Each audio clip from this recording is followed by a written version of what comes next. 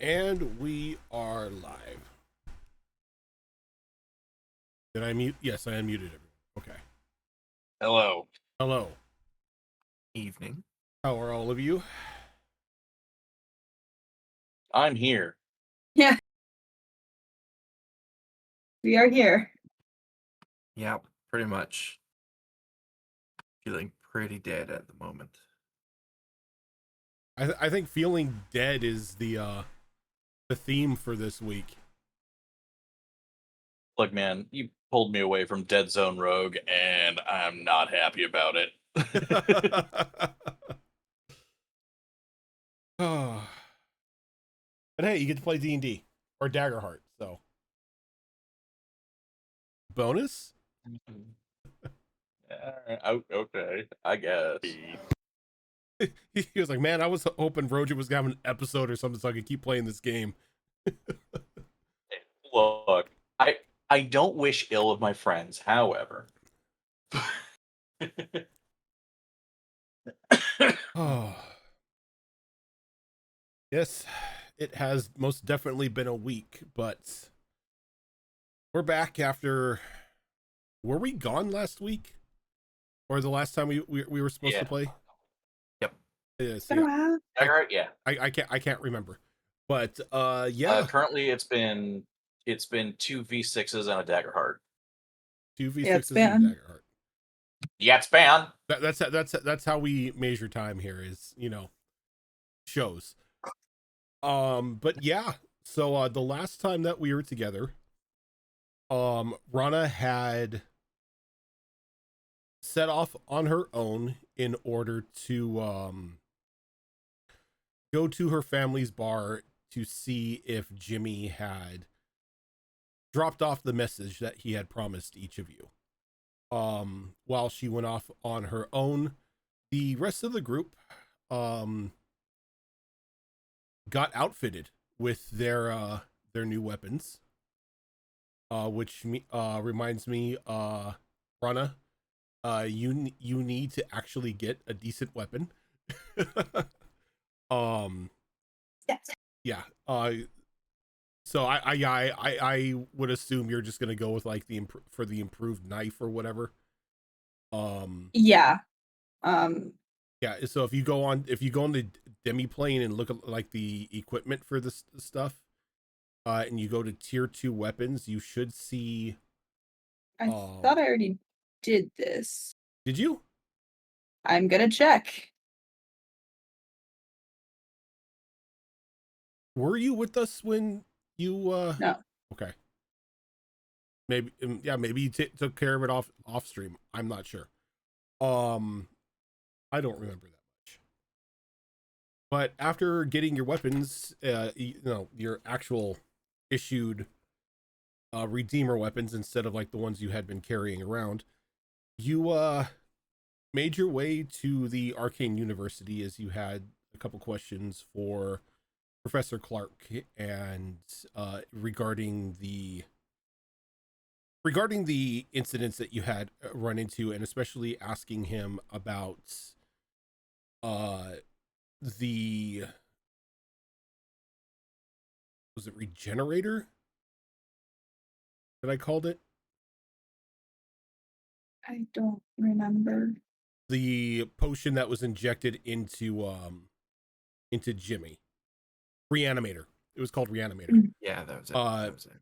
Just to get like any information you could on that, and to see if they had made any progress on looking into the crystal shard you had pulled from that demon. When you got into the lab, though, something strange happened, and you were pulled into some sort of quasi-reality where you did battle with a strange mechanical box and some floating skulls. Thankfully, nobody was lost. Everybody came to, and it seemed that it was all some sort of like psychic illusion that you all had fallen ill to. But Professor Clark was able to snap you up all out of it. You had a bit of conversation with Professor Clark, and you began to leave. And as you began, like almost as soon as you walked out of his office, you saw Rana. Rana, you had the fullest intent of going to your family's bar, talking to your brother, getting whatever information you could from him that Jimmy's letter could provide. Unfortunately, your brother hasn't seen Jimmy yet.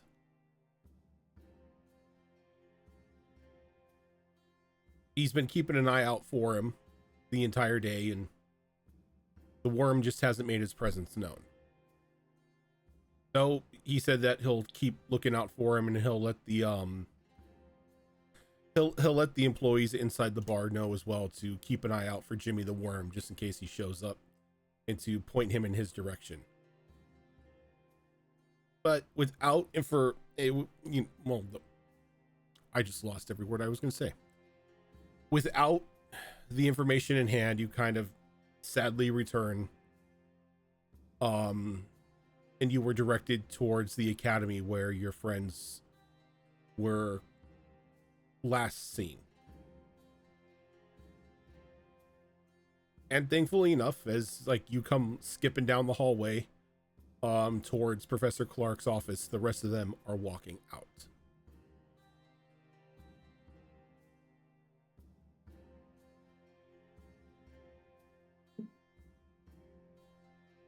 Greetings. I have a gun now. Awesome. How have you guys been? Are you okay?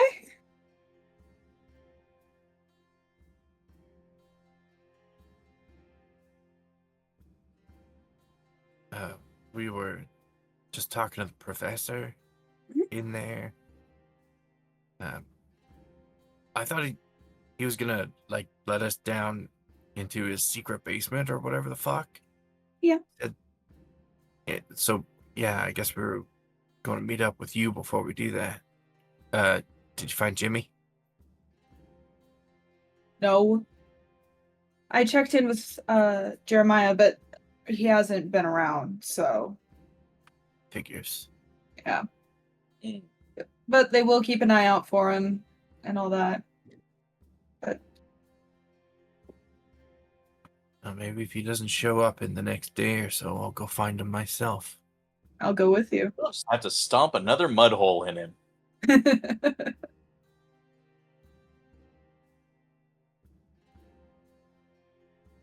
Maybe he likes getting his ass kicked at this point. Oh, Probably does. I don't want to encourage that. Just look for a smile on his face next time we're beating the shit out of him. Definitely sounds like a good plan. So, where is words? So, which way is the basement? I know it's down, but And as the two of you are like the three of you, I should say, are having this conversation, you see Rana, you see behind the group, Professor Clark has sort of lagged a little bit behind as he's talking to Professor Emberthane, and they seem to be in a bit of a heated yet quiet personal discussion between the two of them.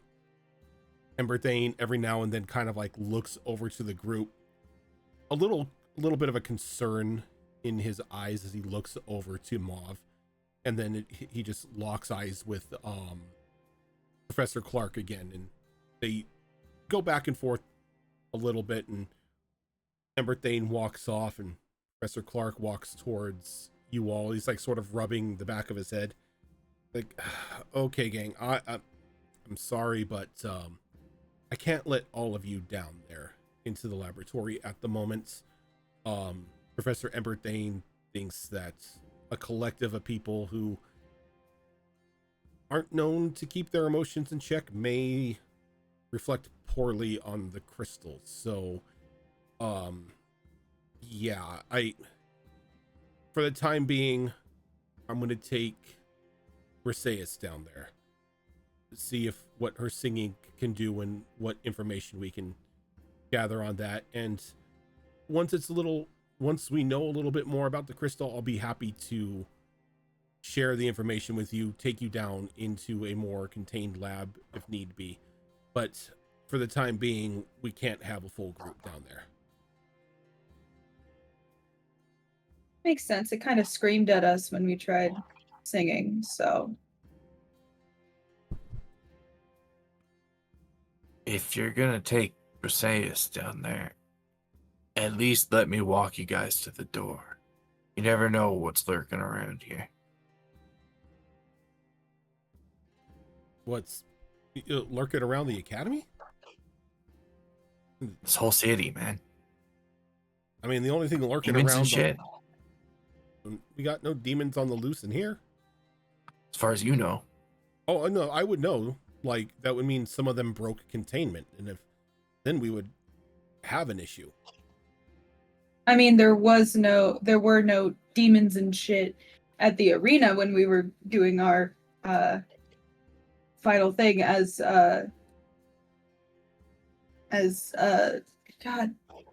redeemers. But then, demons and shit appeared, so. Just let us walk you to this basement door, and then we can part ways there, just so we know you got there safe. Well, I don't think there'd be any harm in that.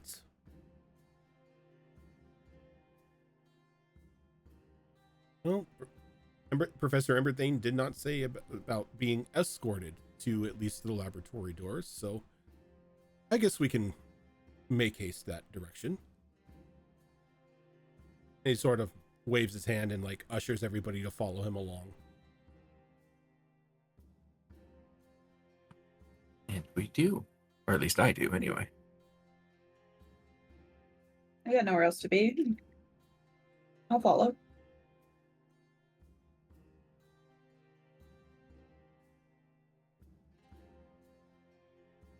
Yep.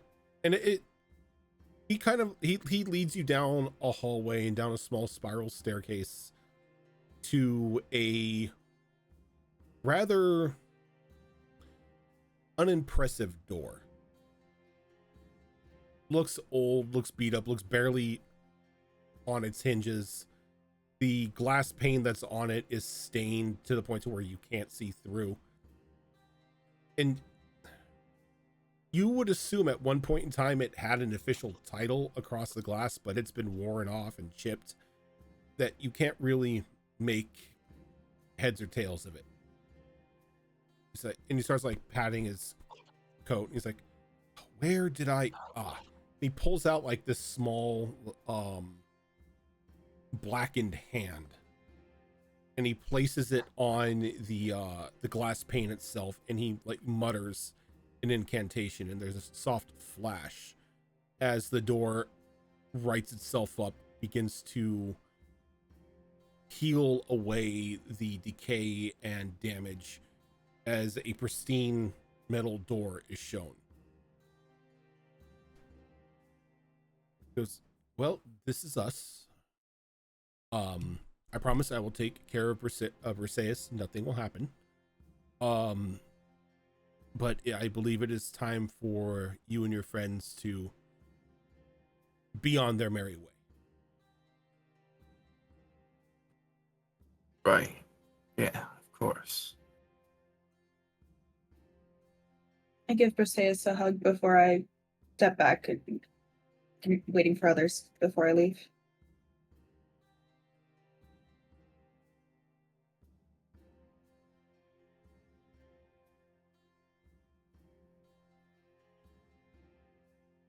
Before you go in there, that neat trick of yours you just pulled with that hand, that magic that's on the door, or is that on the hand, or what's the deal there? I haven't seen anything like that before. Oh, it's expensive. It is. These sort of keys are rather expensive and quite a task to create, but topmost security for the most dangerous experiments that we have. At least you've got the security. What's down there is really that dangerous. We wouldn't want any of it getting out. I mean, if it were up to me, none of it would be down there to begin with, but some of the, well, collegiate heads believe that we are doing a service by preserving such dangerous and curious relics and creatures. So, if it was up to you, what would you do with them? I mean, I don't really see the point of keeping a creature contained. If it is such a threat to the existence of life on this plane, I feel that the needs of the many outweigh the needs of the few, and we should put them down. In the most humane way possible, mind you. But to keep something caged, there's no guarantee it's going to be remained caged forever. That's true. As well as as for the artifacts can be cataloged and sealed away. Most of them don't have minds of their own, and those that do have easily been placated in the past. Just a matter of knowing which magic needs to be manipulated. That's all way over my head, so I'll leave you to it.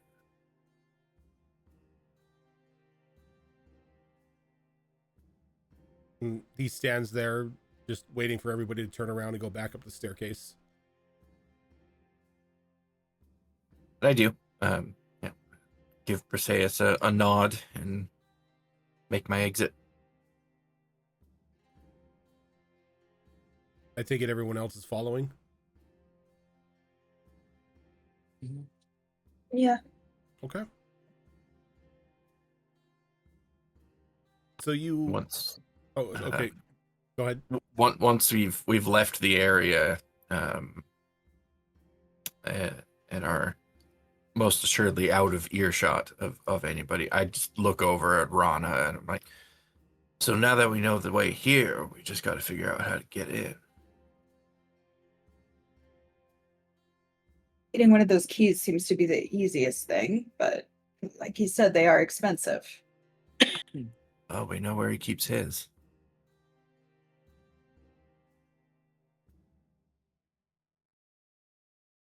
Good idea for later.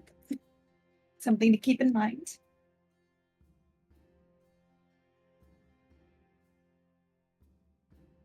That door doesn't seem very secure when it's not all magicked. Yeah.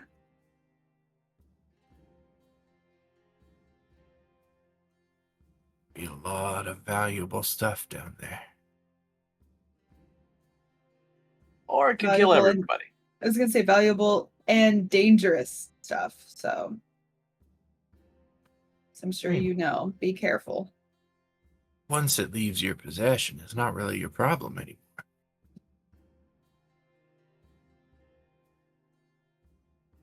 Are you thinking to get some buyers lined up? Need I remind you, we're supposed to be the good guys.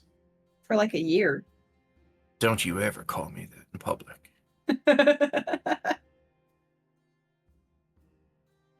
I almost said the C word. That would have been worse. We'd have had a fight on our hands.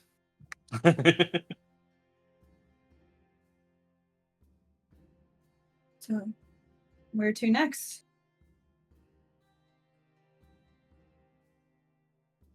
That's a good question.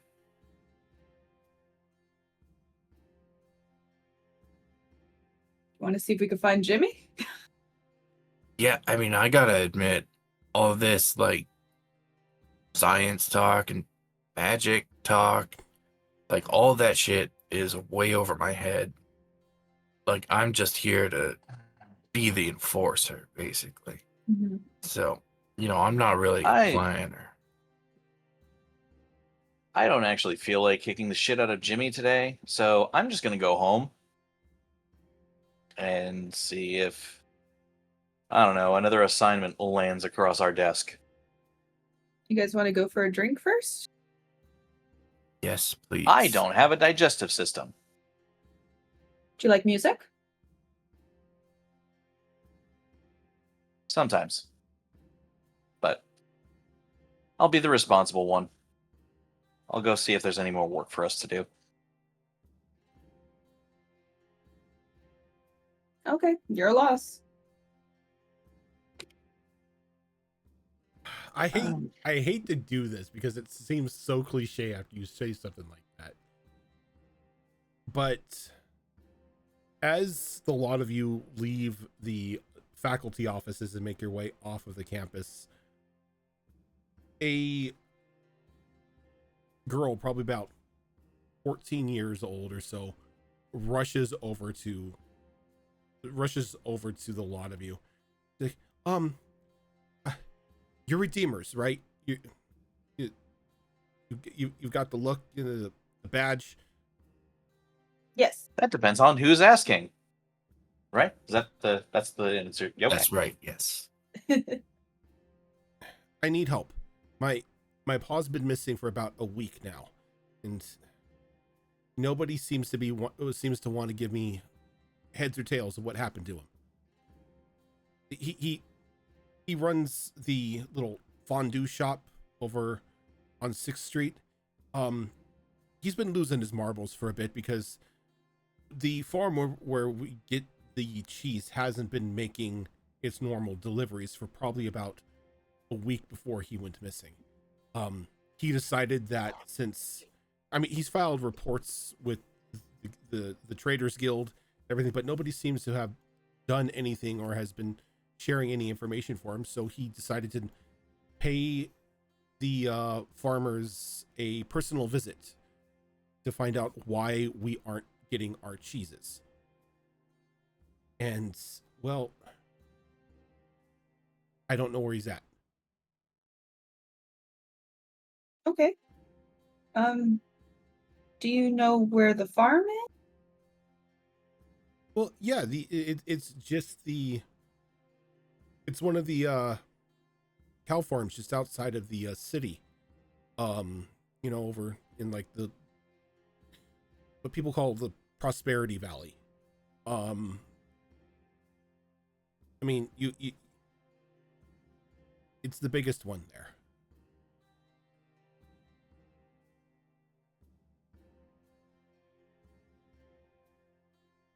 I think Mr. Wilmerson is the owner. I think that's who's in charge right now. Mr. Wilmerson. Yeah, Wilmerston's Dairy Farm is what it's called. How long has he been in charge? Mr. Wilmerson? Oh, he's ancient, so I would assume forever. And how long has your dad been missing? About a week and a couple days.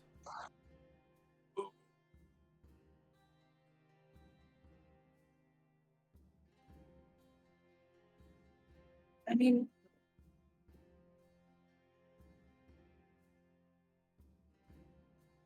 like if you will you give us a moment? I just want to clear it with. Yeah, I mean if you can just pop over to the cheese farm and see if anybody's seen my dad or talked to him. What's your dad's name, kid? Gregory.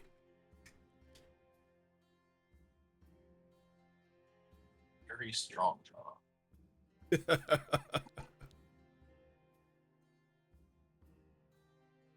I'm sorry, that was Mr. Wilmerson runs the farm? Wilmerston. Wilmerston. Okay. Wilmerston. Wilmerston.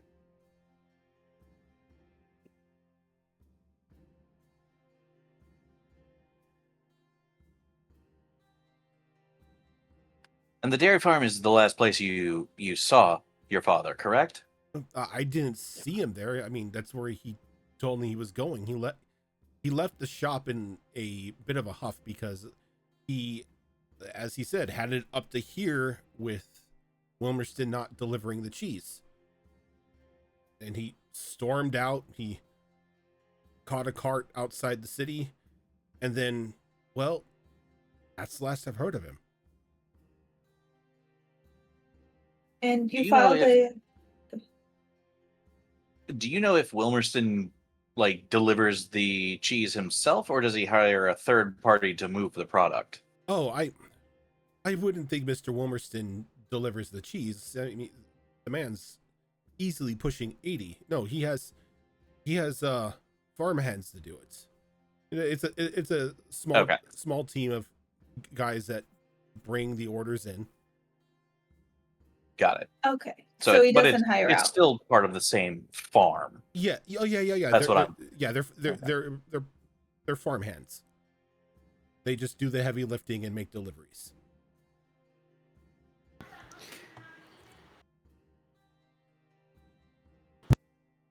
It is time for the song of my people.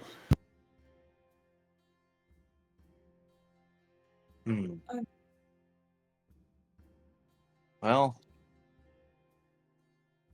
was looking for more work to do. Yeah. Okay, small child. We will look for your father. And did you file you said you filed a police report already, right? No, I haven't really filed any sort of report with the Redeemers yet. Excuse me. I was on my way to do so when I saw all of you, so I figured, just go right to the source. No, I filed a report with the trader. Well, I didn't file a report with the Traders Guild. He filed a report with the Traders Guild. Okay. All right. Well, thank you, little girl. I think we'll go ahead and take this over from here. And what's your name, kid? Donna May.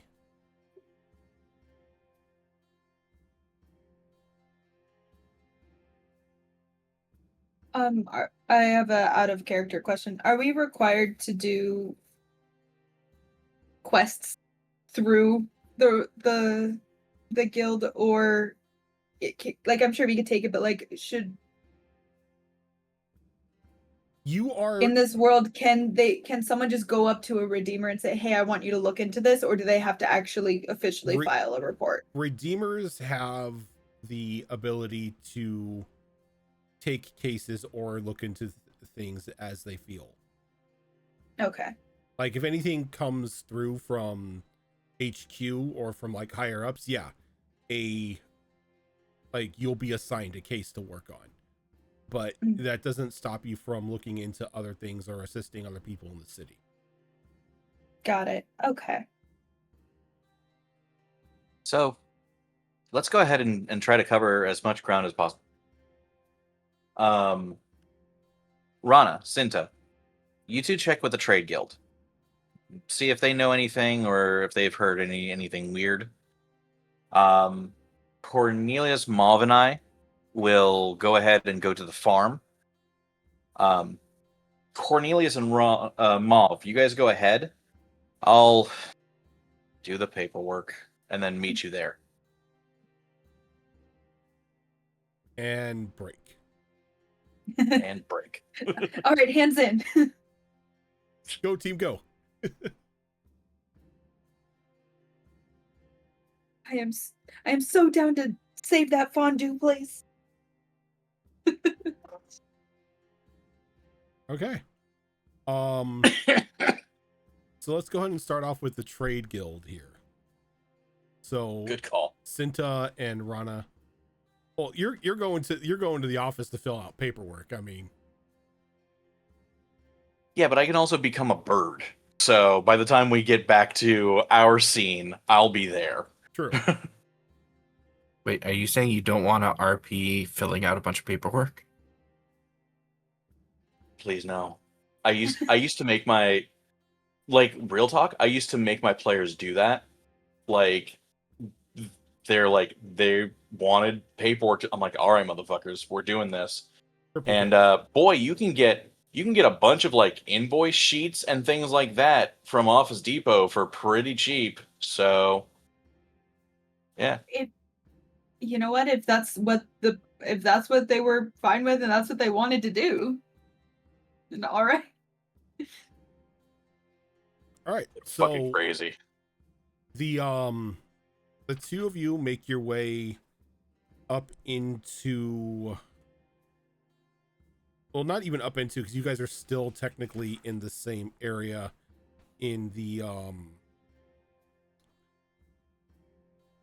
in central Mulorsik, where the guild halls and everything are at. And it's you easily find your way to the Traders Guild.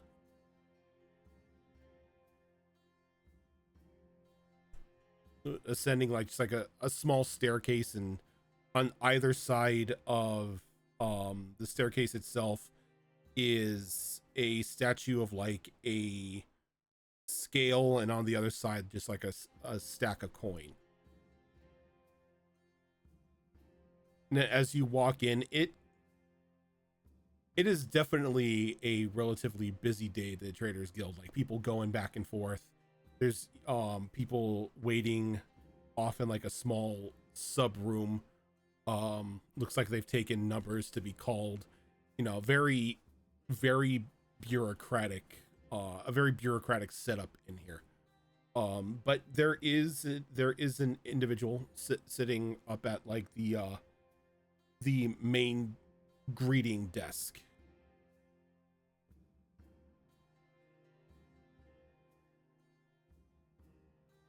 So you walk up to the reading desk. All right, so what are you here for? Hi. What was his name? Gregory? Gregory. Gregory. We're here. We heard Gregory filed a report with the Traders Guild. You heard that a He Gregory filed a report at the Traders Guild? he owns the fondue place on 6th Street. Richardson. Yeah, Mhm. he's been here a couple times. I was Why? wondering if I could take a look at the report. You got a permit for it? Show badge. Ah.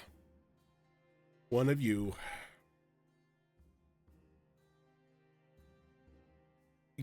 I know that Stands tone. up. I use it all the time. He stands up and like looms over the desk and takes the badge and looks at it, and he's like a very large and on in his years Galapa, just a very large turtle person. And he's like, yep, that's official. So you want to see Richardson's complaints against the dairy farm, right? Yep. Okay, let me see. He starts flipping through the very thick notebook. He's like, all right, so he's made about 4 complaints in the past month. Most recent one was for a continued failure to deliver. He wanted a investigation into the business of the dairy farm itself and the owners, and to have a hearing on the retraction of their guild membership and business license due to what he is calling a fraudulent activity, as he has not gotten his cheese for the past couple of weeks. Okay. And how far has the complaint gone? Well, he filled out the correct paperwork of a Form 38B, went to central processing, should take another 2 weeks to have it seen by a magistrate, and then at some time between now and about a month from now, there should be a hearing date assigned.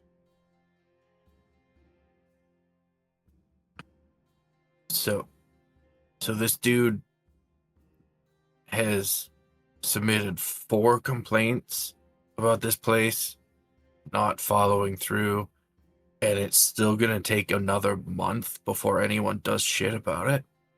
Look, there are he holds up like another book, and it is like thick.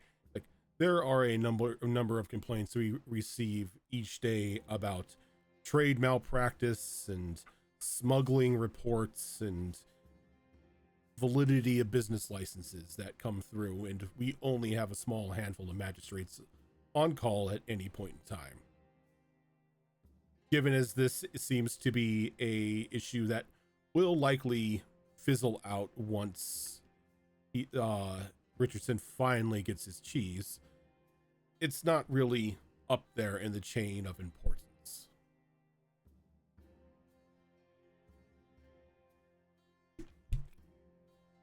How many other complaints have you had in regards of this dairy farm? Of this dairy farm specifically? Yes. In recent time, At least within the past month. these are the only ones. Usually that dairy farm is on the up and up, and they are highly regarded in trade circles. Has there been any complaints about any of the surrounding farms? Well, as I said, we get complaints all the time, and most of them are just made out of anger. After the complainee gets time to cool their head, they usually come in and retract it. But let me see here. There was one for the Brightwill horse farm that was submitted good 2 weeks ago about them delivering a lame horse to a racetrack.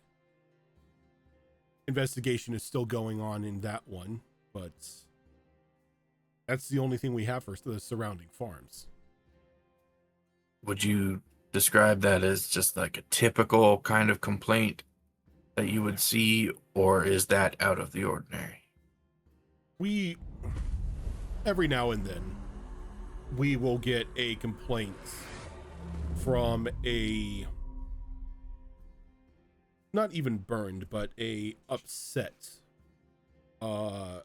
racehorse aficionado or owner or whatnot, to where a horse didn't perform as well as they thought they would because of their breed or because of the family line it comes from, and their first thought is to blame the breeder, and they file a report with us.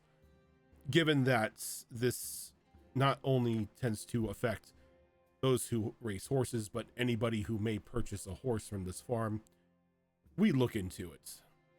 99.9% of the time, nothing happens.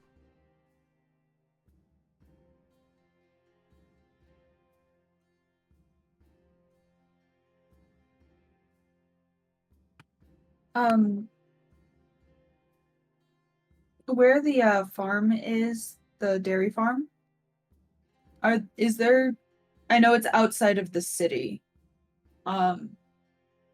Is that just farmland in that area? Yeah, like you would know.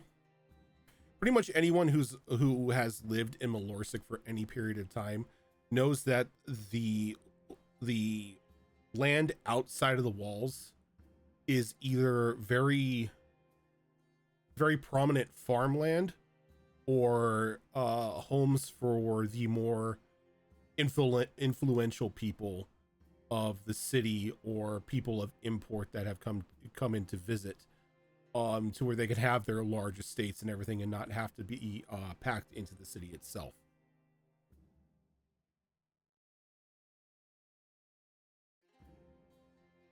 The area where this farmland would be where this farmland would be housed at would be in what those in the city call Mulorsik Acres. Okay. So there's not really much else around there besides like occasional homes and other farmland. Farmland, grazing fields, estates of the powerful and influential.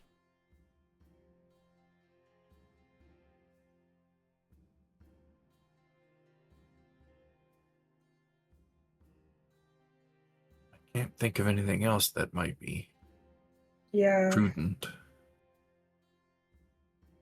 me neither. Thank you for your time. My pleasure, Redeemers.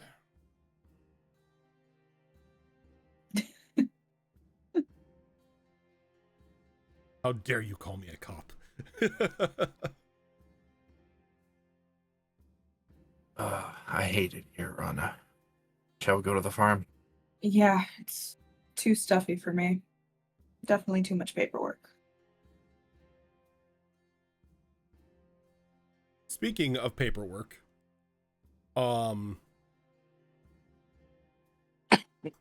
Temperance, you walk into the office that you and your team are stationed out of when you are on official business, and as you walk in, Lieutenant Clark like looks up at you and just like raises an eyebrow as you see he's got like a file folder in front of him and he's working on his own like paperwork. What are you doing here? We picked up a case. I Okay. had to fill out some paperwork. He's like, oh, I guess I have a lot to teach all of you about investigative work. And he reaches down and so he like pulls out like a cupboard in his desk, reaches down, and he tosses you like just a small like flip notebook. Like, look, you don't start the paperwork until after we have information as to what we need to do. Do your investigation, fill out the paperwork afterwards.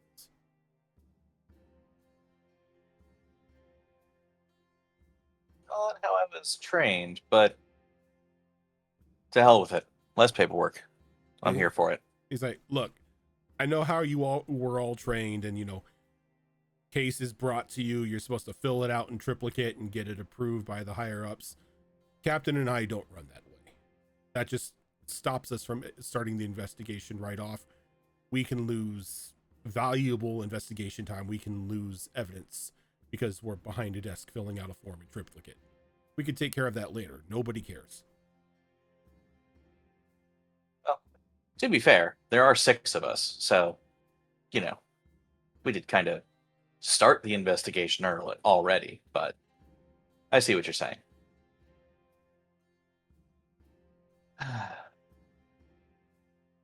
As a side note, do you know anything about this Gregory Richardson?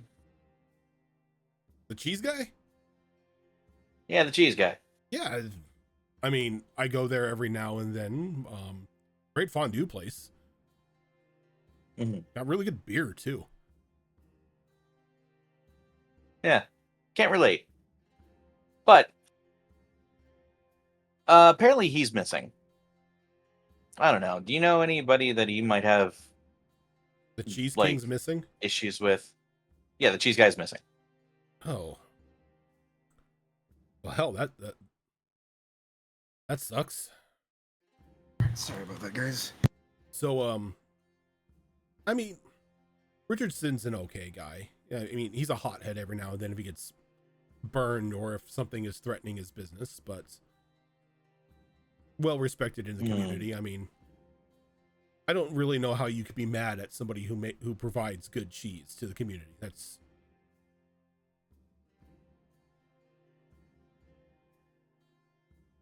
an interesting way to put that. You say he's a hothead. Does he have any kind of like record or anybody that he would have pissed off? It's more people who piss him off. It's usually people who question the integrity of his business, who question his methods of his business and the like. doesn't have an extensive record, but we did have him in holding for about a couple days last year because he got in an altercation with a journalist for the Mulorisk Sun. They had reported that the food at his restaurants was bland and tasteless and tasted like a child had overcooked the cheese. Yeah, Richardson didn't take too kindly for down to that. Went down to the office of the Sun and proceeded to assault the journalist with a small fondue pan. He should have used the big one. I don't think that's going to be related to this case, but I guess it's good to know. Why? What? We You said he's gone missing. You have any idea where he may have went? don't know that yet. His little girl tells us that he had an issue with the farm that supplies his cheese, or rather, hasn't been supplying his cheese for several weeks now. Oh, that. Yeah, he came in a couple weeks ago trying to file a report with us to launch an official investigation into what this guy, what the dairy farm was up to. Told him that's not our jurisdiction. They have to take it up with the trade guild. Trade guild does their thing, and if we need to get involved at that point in time, then we do our thing. Okay. Well, then I'm glad I sent 2 of them to the trade guild already. Will we have a flimsy excuse to kick the shit out of the worm? You think Jimmy had a hand in this?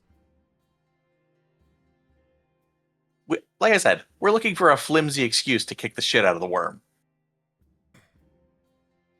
I mean, it being a Tuesday is a flimsy enough excuse. Actually, on that note,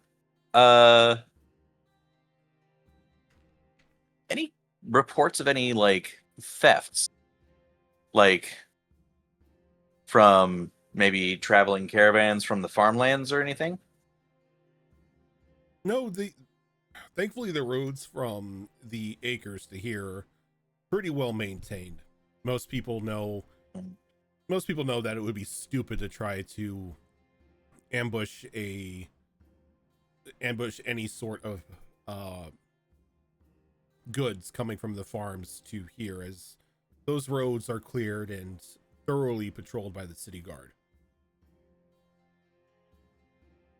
Well, I guess I'll go ahead and meet up with the others at the cheese place then. The farm, not the fondue place. Right. I'll let you know if we find anything. Yeah, let me know. I mean, it's gonna suck if the Cheese King is dead, but here's hoping he's not. They call him the Cheese King? He calls himself the Cheese King. Has that caught on or no? I mean, nobody questions the title with the quality of food that he serves. But he doesn't make the cheese. He just melts it. Like, Does a king make a kingdom, or do they just run it? No, the presence of the kingdom is what makes it a kingdom versus a village or a city. But that's neither here nor there.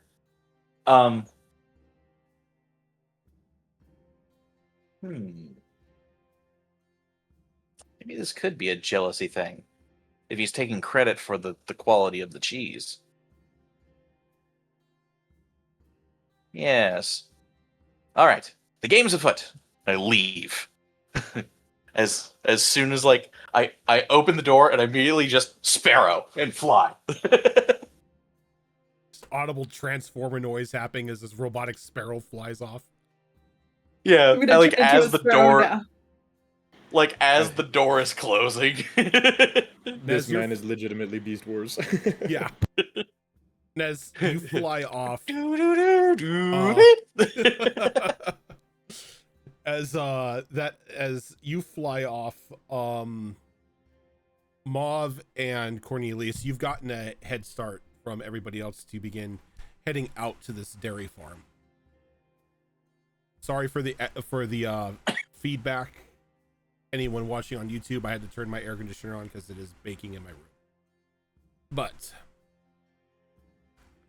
yeah, so you begin heading out, just making your way down the road from the gate towards the farmlands itself.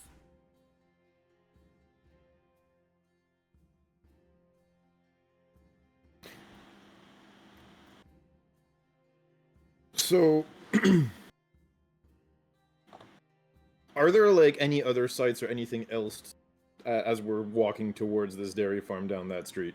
As you're heading down the road, after you get probably about a good 2 or so miles out from the city, you begin to see the beginnings of farmland for like the numerous farms that supply mainly Mulorsik with a pretty much every sort of food need that like food stuff need that they would have. Dairy farms, wheat fields, everything like that, just spread out across these acres. And every now and then you begin to see like these lavish, expansive estates that have been put in areas between different farms. Some of these estates are for the more prominent families of Mulorsik. Others are for well-known dignitaries that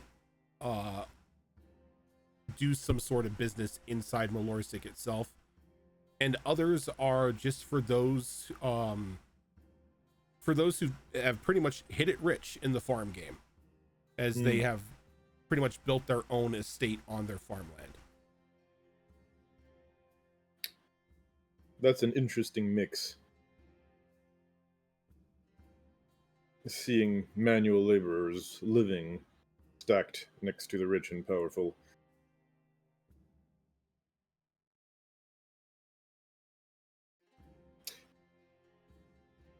And I'm assuming at this point we'll eventually arrive in front of the estate that It's like has the Dairy King, for lack of a better term. I see what you did there, by the way. and as you're walking down, a robotic sparrow flies down. Well, this seems familiar. Yeah, I just landed on the cow's shoulder. Is that you? It is.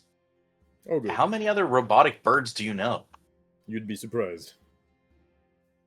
I would be, actually.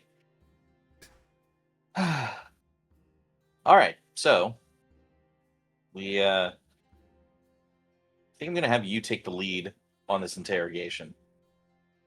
I did not know we were interrogating someone. I thought we were merely investigating.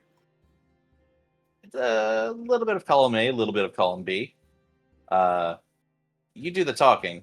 I'm going to just kind of fly around the farmland and see if I find anything weird. With my special eyes. Okay. Very good. So far, all I really found out is that Richardson, the guy that runs the fondue shop, has been pissed off at this guy because his cheese deliveries have been non-existent. That's about all I have. Apparently, Richardson is known for having a bit of a temper. Namely, he beat the hell out of a reporter for the paper. What did the reporter do? Gave him a bad review. He criticized the man's cheese. So that's the weird thing. So Richardson keeps calling himself the Cheese King, but he doesn't actually make the cheese. He just melts it. Like he's taking credit for the product when all he's responsible for is, well, what happens to the product afterwards. The processing. Mm-hmm. So it could end up being like a Wilmerston being upset about like the stolen valor or something. It does bear investigating. It sure does. So, and I can, when I'm like this tiny little bird thing, I can get into a whole bunch of places that, well, let's be honest, you can't. So it's better if you take the lead on the words, and I will do the bird thing. Very well. You know, I always wondered how you managed to pack that big humanoid frame in such a tiny bird one.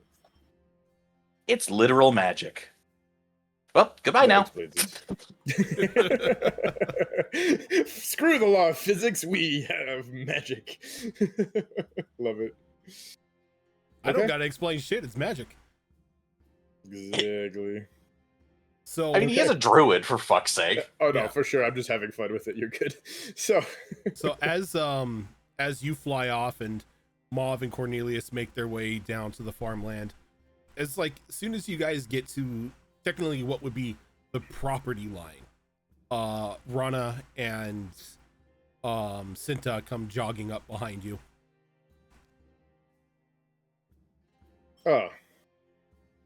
nice of you both to catch up.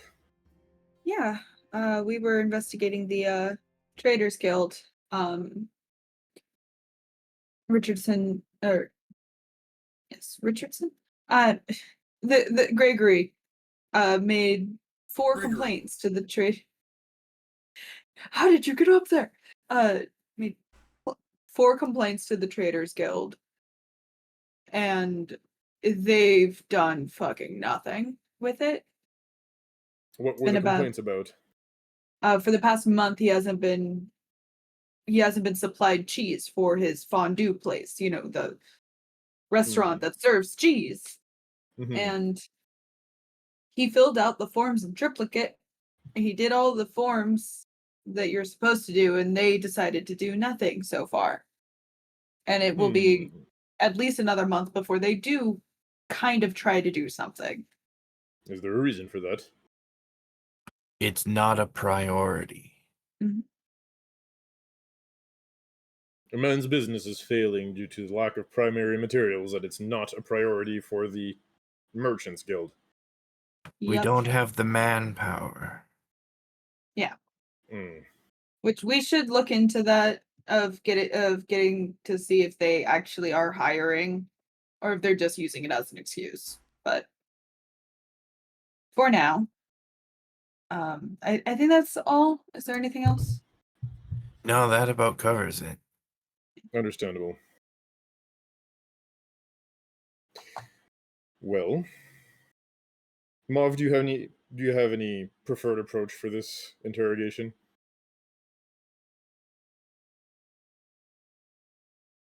If any? I don't know if she's back yet. Oh, I think Silent she's back. approach. Okay, never mind. All right. What do you mean? Well, in that case, let's see how we are received. Yes. We'll walk up to the main estate and loudly bang on the door, or knock, should I say? Okay. So as Come you some cops. throw a flashbang through the window. Redeemers, open SWAT up! time. FBI. Exactly. So as you set foot onto the estate and as you fly over it, Temperance, something does not feel right. Like, it's just the only way that you could describe it is it feels wrong. I don't like that music cue. Almost as if like hope itself has been like drained from this area. And as Temperance, you've got the sky view, like, and you're like your eyes in the sky, you know, looking down. You could see your companions like beginning to walk onto the property itself, but you're catching a sky view of the land itself, and you could see that there were probably like 4 or 5 cows out to pasture that have been slaughtered. Not just like, oh, they were cut down. No, these things have been brutalized. And it's like you're flying around, every now and then you see like a random field hand body just face down in the ground. Again, brutally cut down. The ground crew begins to walk through. The first thing you come across is a destroyed wagon that has now rather rotted cheese stored in the back. Horses slaughtered, the field hands that were loading the cart slaughtered as well. The bodies themselves have various weapon gashes and what looks to be residual magical burns across like the exposed flesh, like their face and their arms. It quickly becomes clear to, well, all of you, that this wasn't because of some sort of dispute. One man wouldn't have been able to cause this much damage itself. They were openly massacred. Given the looks on the faces of some of the field hands, the positions of the bodies and everything, they were definitely caught by surprise. And one-sided, two of them. Is there any sign of the dairy like farm owner? Go ahead and, you know what, we're gonna, since this is a group investigation, we are going to make a group we're gonna make a group instinct roll here. So who wants to be the person to roll? I think Rana asked the question, so. All right, so I Rana, got 0 instinct. Rana, you Now, real quick, the question at hand is specifically if there's any sign of the Cheese King, Cheese King. like the actual Cheese King, not fucking Greg. Yes, I was looking for the farm owner, the dairy farm owner. Wortherston. Wilmerston. Okay. In that case, I'm going to go ahead and use my bird power, and she's going to have advantage on this roll. Okay. So the way this is going to work is everybody here is going to roll an instinct roll. I will tell you right now that because of the effect that is in play on this farmland, your hope dice are a D10, not a D12. That's a thing All you right. can do? Yep. Oh, okay. I mean, I rolled better on the D10 than I did on the D12, so I'll take it. You guys don't really have to worry for hope and fear because this is just you guys are making rolls to add or subtract from Rana's roll here. So Come back to me. I'm still no. You don't have to roll yet, Cass. okay. So Cinta, what'd you get? 10. 10. Okay, that's a -1. Cornelius. I rolled 2 6s. Okay. That's a +1. Actually a +2.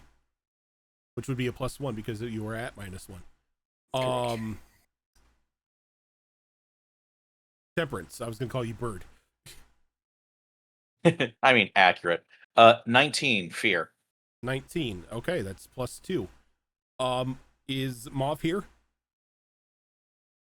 I think she might still be with Kiddo. I'll check. Okay, it's okay if she is. So go ahead, Cass or Rana. Give me the roll. Your hope dice are also a D10. So your hope dice is D10, fear dice is D12. You're going to roll with a +2 on top of this and advantage, so you add a D6 as well. Okay. And you will tell me with hope or fear. Bird powers. Caw.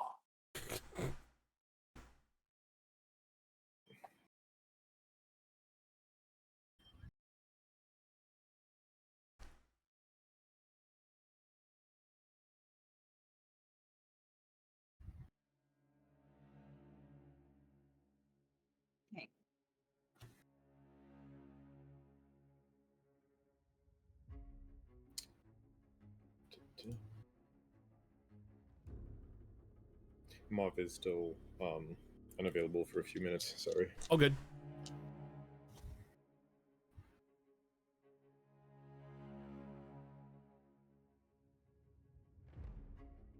What'd you get, Cass? So I haven't rolled. Wait, no, advantage is Advantage is a D6. advantage is not rolling again. Advantage is the D6 that I Yes. rolled. Okay, so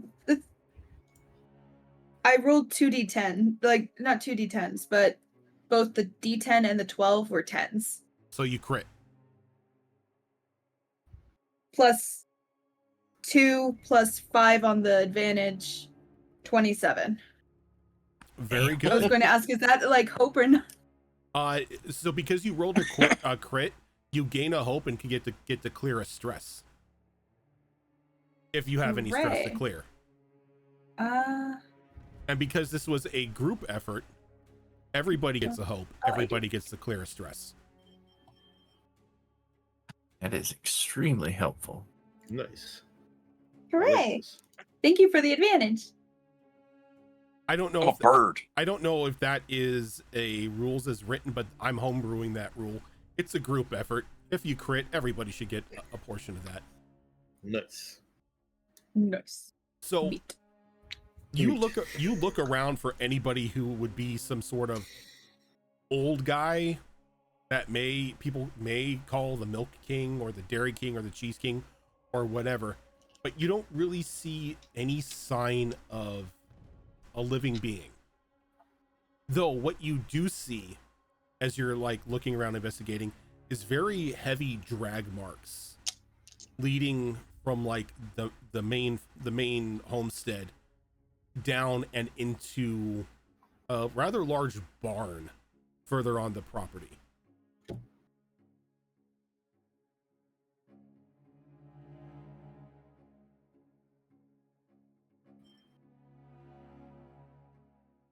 All right. I guess we're going to the barn. Before Might as we go well. in, I'd like very quickly. I don't want to drag things on here. Are there any indications of what did this? What Like tracks, marks? it I mean, looks like if everything got butchered that quickly that they were all caught by surprise and eviscerated the way they've been eviscerated. Surely something left a trace somewhere. I mean, from the wounds that you can see on the bodies that you pass by, it definitely looks like either like some have like claw and like teeth marks in them, and others clearly have like gashes made from like swords or axes. So it looks like it almost looks like as if a raiding party with a couple like canines or something just got the jump on them. Are there a lot of tracks? I mean, there are, but it's hard to determine for the most part What's from who? who is from what, because this is an active dairy farm. Understandable. Also, Okay. while we're looking at the bodies here, do they still seem fairly fresh, Or does it Mm. seem like they've been dead for quite a while now? Good question. With the crit that you guys got, these were probably made a couple days ago.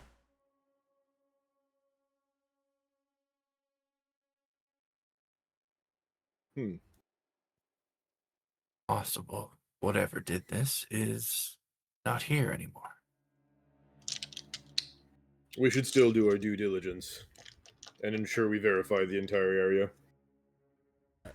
So before you guys go into any sort of a deeper investigation, we're going to go ahead and take our break here so we get up, freshen our drinks, stretch our legs, and everything like that. And when we come back, we'll get into more of this farm investigation. So stick with us, everybody. We will be right back.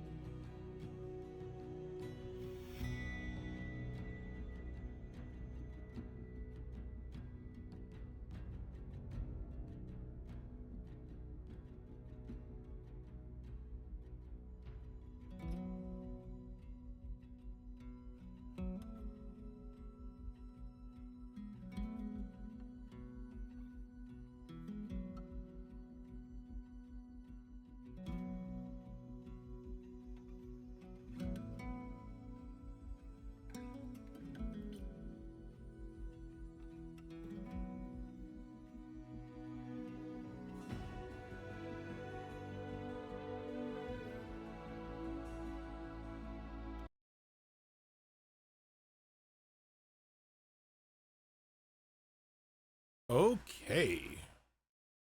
We're back. Welcome back. So,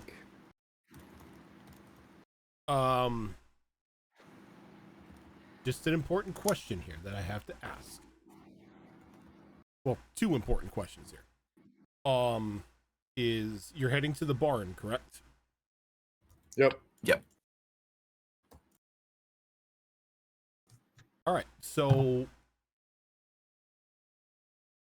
as you begin to head to the more prominent door on your way, following the drag marks, I should say, more dread and just a loss of hope begin to overtake you as haunting voices begin to fill the area. As these voices begin to carry in, a very thin red mist sort of fogs over the area.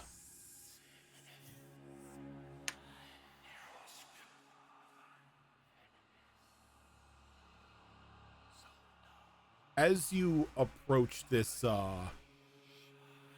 this door, what is your marching order?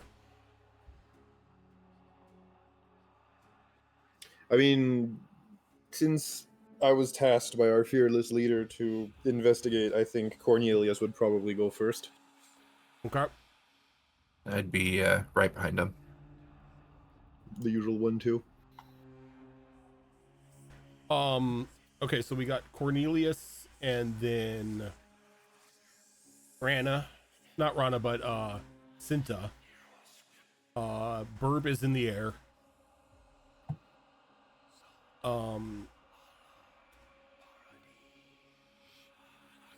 I need Gustav.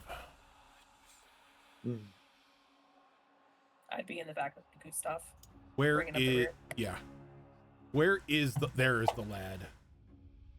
And it's a barn, so he should be able to fit in this building. Finally, a building he can enter.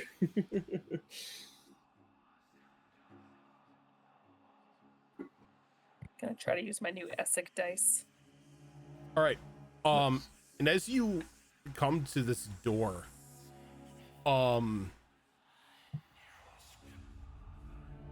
it's jarred open a bit. Like somebody just hasn't bothered to shut it all the way. And like it just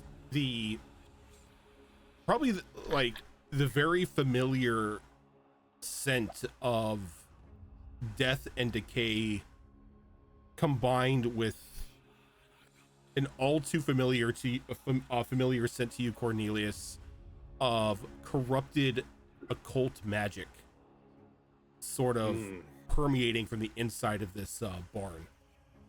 Yeah, we'll take a deep breath and we'll go. Foul magics are afoot here. Watch yourselves. How are you entering?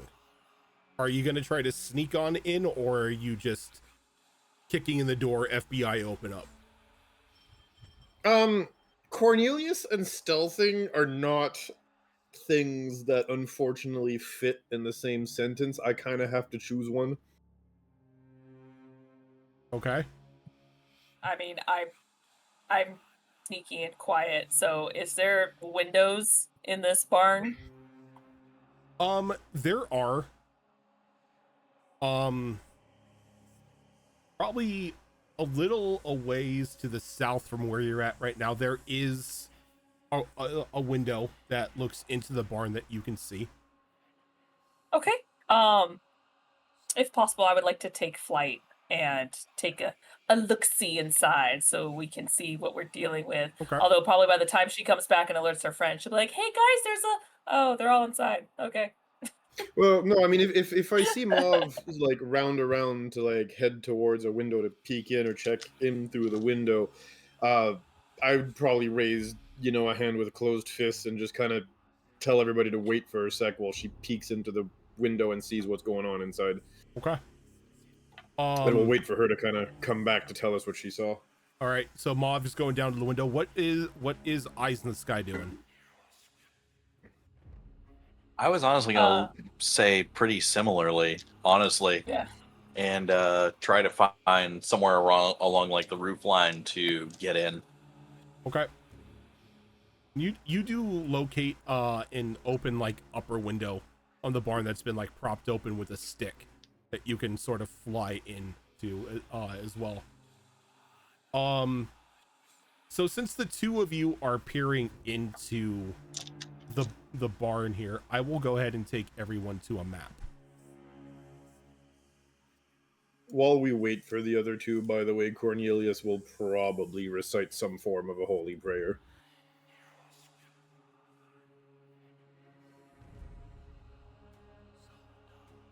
Which is simply me just flavoring my prayer dice that I have to roll at the start of every session. Yep. I didn't do it earlier.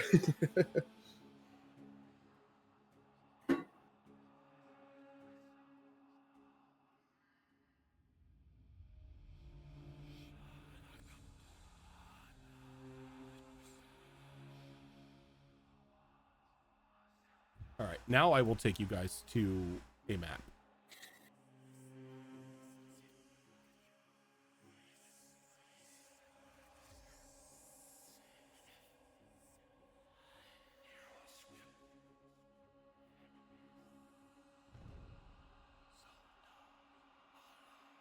So, Mauve and Temperance.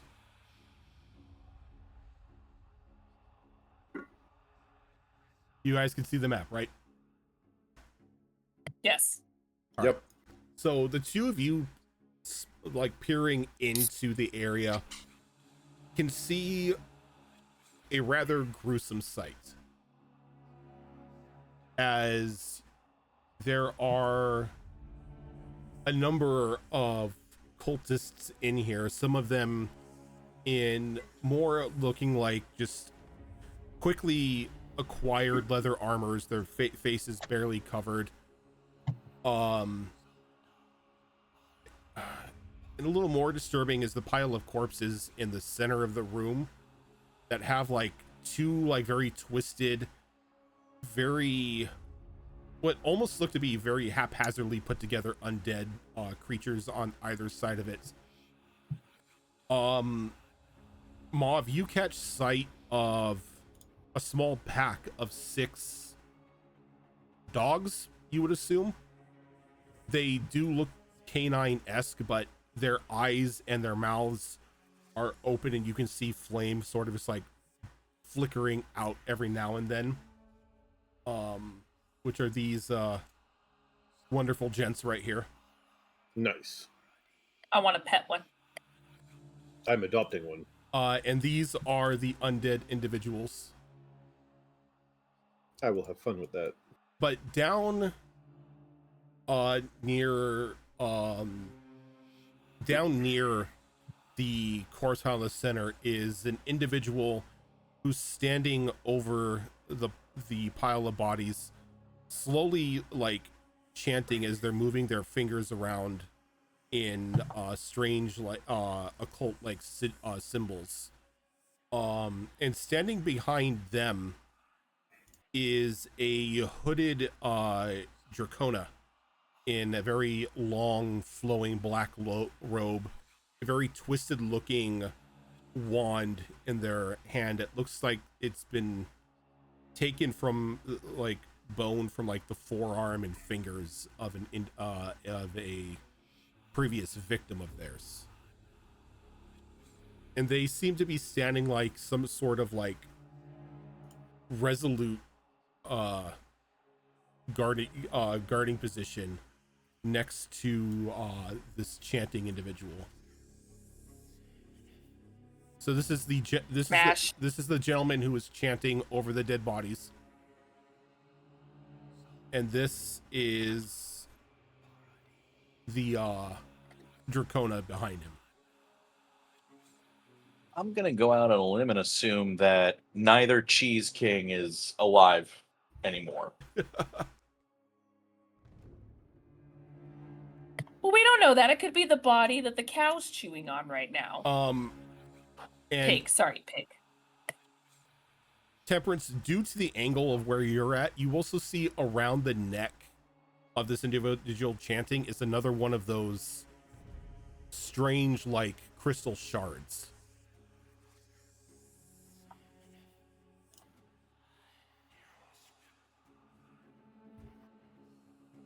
Are there Sorry, go ahead.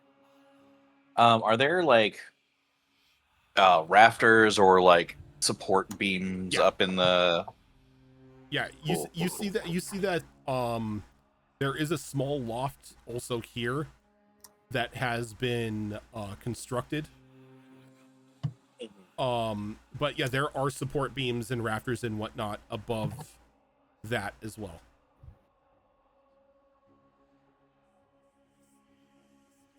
Do I see the crystals as well?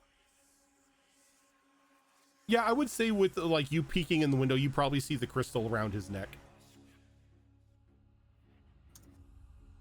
Could I use my knowledge of my experience of painfully aware to because I've been studying crystals, if I recognize what these potentially could be?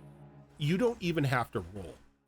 You know exactly Okay. what that crystal around his neck is.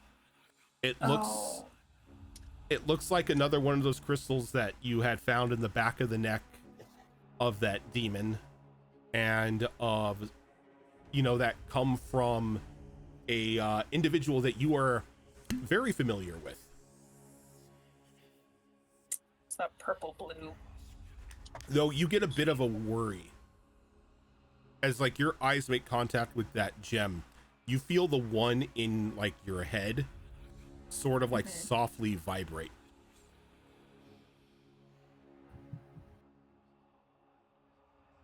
And what are they doing? Are they just chanting around the bodies, or are they doing something a bit more specific, or is it hard to tell? They're performing a ritual is what they're doing. Okay.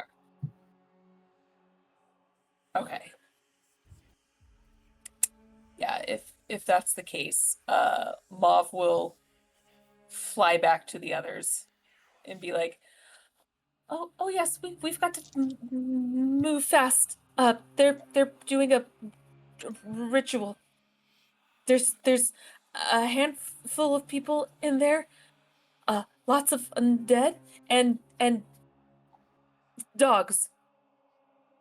So we're expecting a fight then. Mm-hmm. So with we, that, we need to move. real quick, I'm just gonna pull a vial of yellow liquid out of my bag and drop it into the slot in my shoulder, and it's going to spin down as it inserts itself in. There's a slight sound of like hissing compressed air as it empties into me, and there's like a pulse of yellow light through the spider veins coming from that side of my body. And You still have the free sample, right? yes, and I am now out of the yellow stuff. So if I want to do it again, I got to use the free sample. So, yeah, at this point, Cornelius will nod. He'll look at the others, and he'll just check to see if anybody else has any prep he needs to do. If they don't, again, I'm going to finish chanting that prayer. I'm going to use one of my prayer dice to load up on 3 extra hope. And provided nobody else wants to do anything, yeah, he's probably going to blast through that door and take an action. Oh, just mechanically, that was me using my no mercy ability. I Okay. have to spend 3 hope to do that. Yep. And I basically used one of my prayer dice with a value of 3 to pump myself up 3 extra hope. All right. And then you just boot the door in. Oh yeah, we're booting the door in and we're charging in. Okay. Go ahead and move yourself in then. All right, let me measure up. Old system that we haven't touched in a while. Who this? Let me just double check movement on this guy. How do I check movement on this guy? Oh yeah, also Wing Sentinel, obviously wings opened and flying in. after we've blasted the door. At least a couple of inches off the ground. How far can I go? 1 sec. What is movement in this game again? God damn it. That is 30 a fine question to ask because we have been off, so Yo. we may have forgotten. So Give me a minute. Let me look it up here. Yeah. Yeah, we only missed one session if I remember correctly, which Yeah. is still roughly a month. But Yeah, still, yeah. well, that's the problem. It's Okay. been a month, and You my dad brain is just like, no. you can move within close. You can move up to close range, meaning 10 to 30 feet. Okay, so 30 feet up puts me where I am now. Technically, yeah. And then if you want to move any farther than that, you have to roll. Yep. No, I don't need to go any further. This is enough. So what is far range again? Let me check it out here. We have it pinned. Yep, I'm just pulling it up right now. Sorry about that, guys. It has been a while. it's all good. We're Far range is 12 squares. Perfect. so I think I will say Yep. this though. As you kick in the door, it startles everyone. Perfect. I've marked everybody on here so you know, so you can call out who you're attacking. Everything. The Perfect. fangs instinctively draw their weapons. The demonic hounds get down into an attack position. The failed experiments don't really seem to have any sort of reaction to you whatever at all. And as the door kicks in, the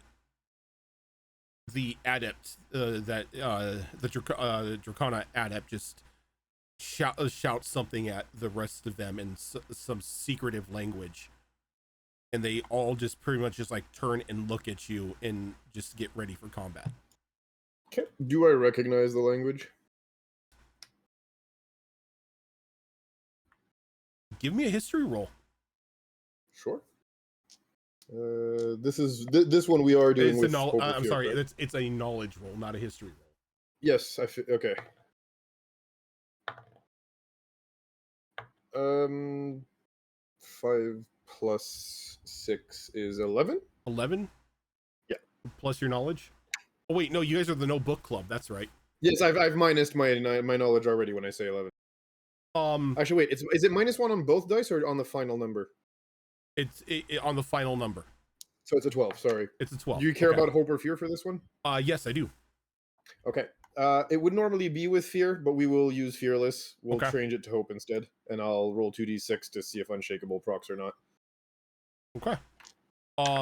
So It did for one of them, so I'll +1 on the stress. it's been a while since you've spoken this language, though you do know this is like an old cultist dialect known as Deep Tongue. You don't really get most of what they're saying, but you definitely made out the words "kill them."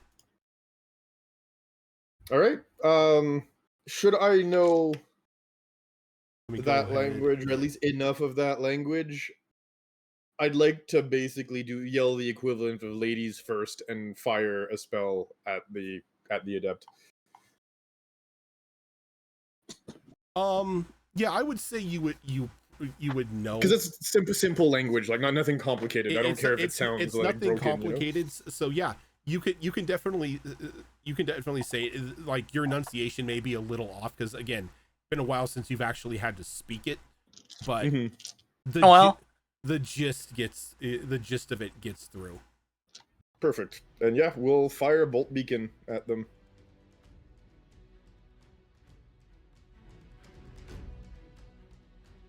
So I will spend 1 hope and fire bolt beacon at them if that's okay. Go ahead. It goes in far range, and I believe he's at 55 or 60. Let me measure, so he should be just within range. He is at 60, which is 12 squares. 12 square, which I was told was far, so I think that's okay, right? If I'm not mathing it wrong. Perfect. So yeah, we're gonna fire that at him. And yeah, we're gonna do that.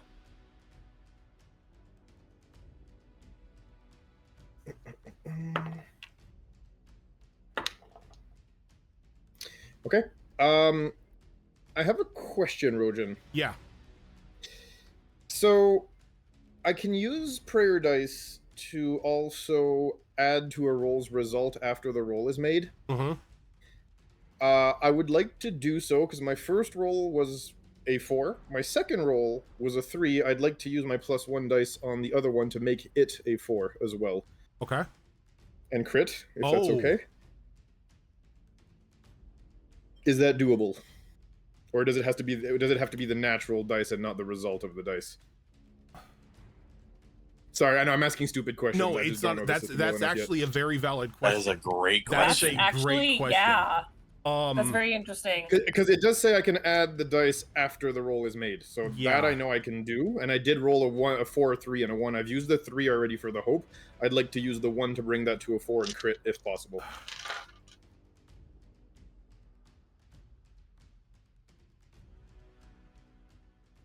I'm thinking on this one. Because it specifically has the roll's result, so I don't know if that's the dice roll or if it's the final result. You know what I'm saying? It's the Sorry, wording questions the again. dice result would be the final result. Okay. So you're not necessarily making that 3 a 4. You're just Okay. adding a 1 to the roll. So technically, it wouldn't be a crit. Okay, because I didn't know if it's the individual dice roll No. or the total of the roll. It's Okay, never the mind. dice result. Okay, so let me just check how much that is total here. Because it does get a +3, so 4, 5, 6, 7, 8, 9, 10. That's a bit low. I don't like that. I might actually dump both, just to make sure that actually hits, and make that that 10 a 4, 5, 6, 7, a 17. A 17 will hit. Okay, so yeah, I think I'll just dump all those prayer dice just to make sure it actually hits. Okay. And you're targeting the adept. Correct.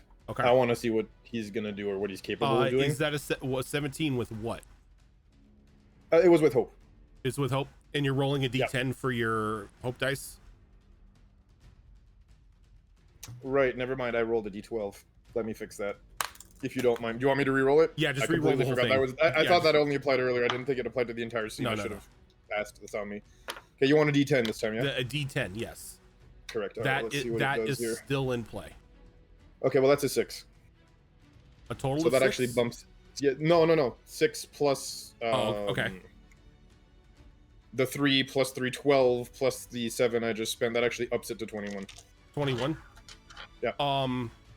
Yeah. I mean, if you want to take away some of the dice to knock it back down to 17, I'll allow that. No, Okay. I'll make sure it hits. No, yeah, a 21 definitely hits.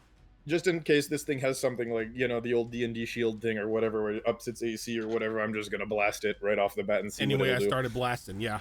Yeah, well, it's not even that. It's just if you blast hard, you force a reaction. I get to see what it does. The rest of the party can adjust. And yeah, what we're gonna do to that, as we've paid the cost, we've gotten the hope back from the roll with hope, correct? Or does the roll with hope give me the hope back first and then I pay the cost? You pay the cost, you get the hope back. Okay, so I got the hope back. You know what? I'd like, for giggles, to dump extra hope to do more damage. Okay. As we do have a class feature that allows us to spend a hope to deal an extra d8 on a successful attack. Okay. So I'd like to spend 3 more hope to get 3 extra d8s if you'll allow it. Or can I only do it once per attack? That's another thing. Sorry, it's not. Does it say Made you clear. spend a hope? Yeah, to deal an extra d8. I would say at that point you spend 1 hope. You don't dump the 3 hope, you dump 1 hope. Okay, that's perfect. I'm okay with that. So yeah, that's going to be 3d8 plus 2 then. If that's okay. Mm-hmm. Let's see what it does. If my dice would stay and not fall off the table, that would help. 1 sec. Okay, there we go. Okay, so that's a 6. That is a 4, so that's 10. And that is a 5. So 15 plus 2 is 17 damage. 17, okay. And target becomes temporarily vulnerable and glows brightly until the condition is cleared. Okay. So as soon as that fire, as soon as you call out, you reply in deep tongue and say "ladies first." Give me a moment because I got to get the. I might have when you shit talk the bad guy. When you shit talk the bad and guy. then the DM starts blasting. I'm in danger. Give me a second here. Where are my... There they are.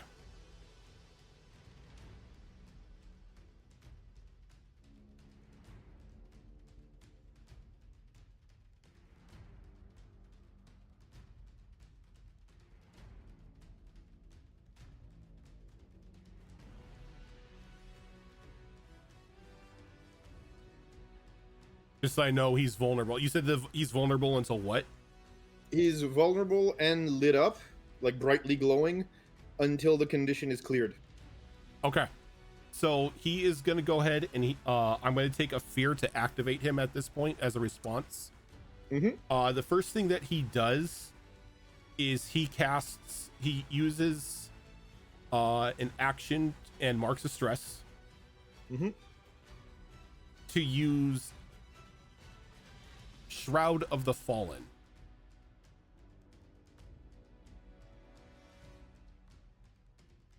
Because I just found these today, I want to use them. That's when you know that you're really in danger, when the DM's like, I want to use this new thing I found.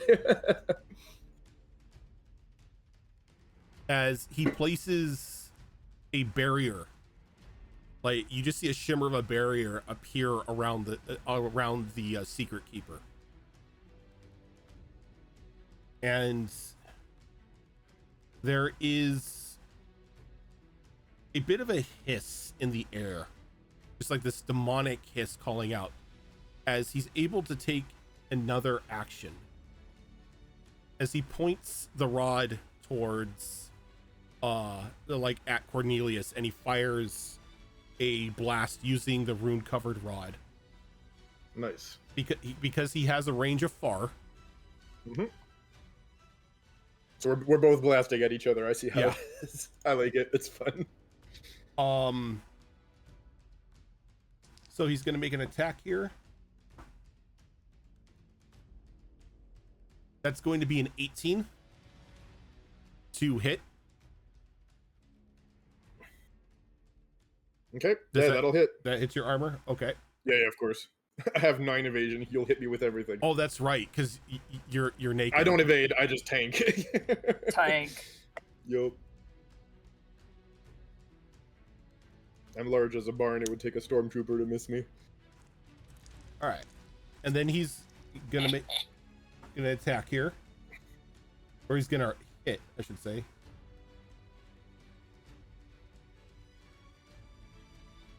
He hit so hard he kicked Till off the internet. Rude. Hit so hard he kicked Till off the internet. I'll wait till he comes back. No, I'm back. Don't worry about it. It just I hit Control R by accident and Discord refreshed. Just need your camera on.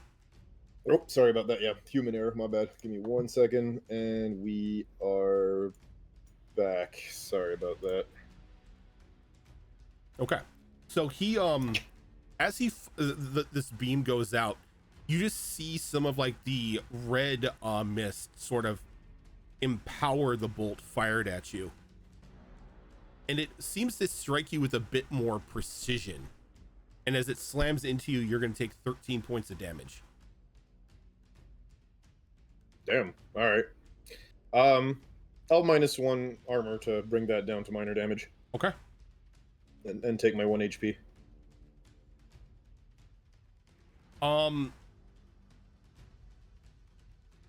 I think what he does is he steps right behind the secret keeper, kind of like using him as cover. And spotlights pass back to you guys. Nice. Okay. Since I'm currently a sparrow, I want to get into a position to take advantage of that. Rojan, can you like ping on the map like where I would place my token if I were to say be on one of the rafters? Or cool. Okay, so I'm there. And then I return to normal form. And I'm just gonna start shooting motherfuckers with my gun that I found. now? You can most definitely shoot motherfuckers with a gun that you found. Cool. So I'm gonna do. Well, first things first. I need some more armor, so I'm going to Beetles.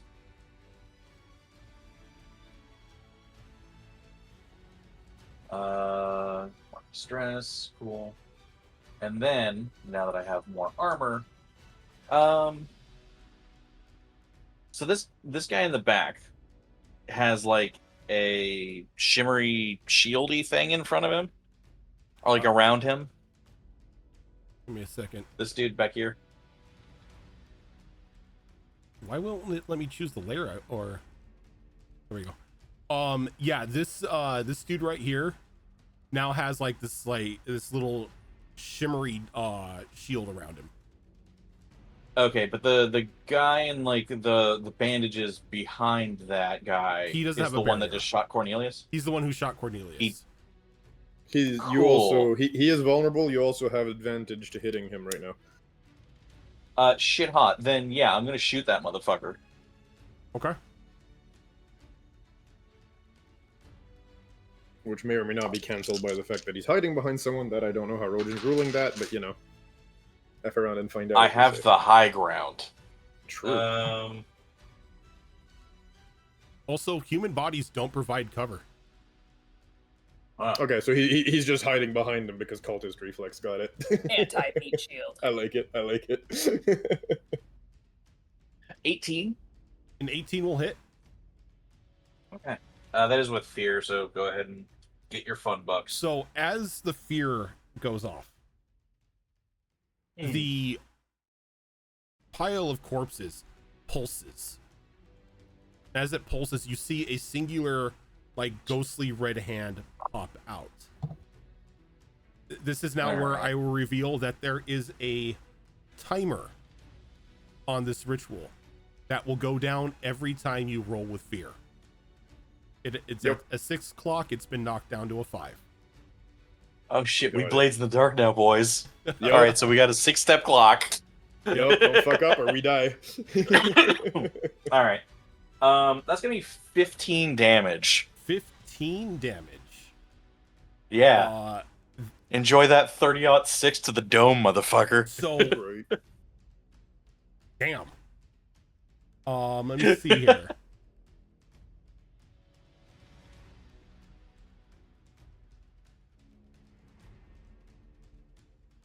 So he peeks up just for a brief moment to get like an angle on the battlefield. And right as his head peeks over the shielded individual, he just catches it right between the eyes, and the body just like flips and ragdolls as he falls dead. All right. Cornelius will as- just as look he up and falls give a dead- thumbs up. I'm just gonna move him back here and then X him out. The shield around the Secret Keeper fades. As that was Yeah. Your ancient rituals ain't got shit on modern technology. As I rack back the next round in the chamber. and because you you rolled with fear, it comes back to me.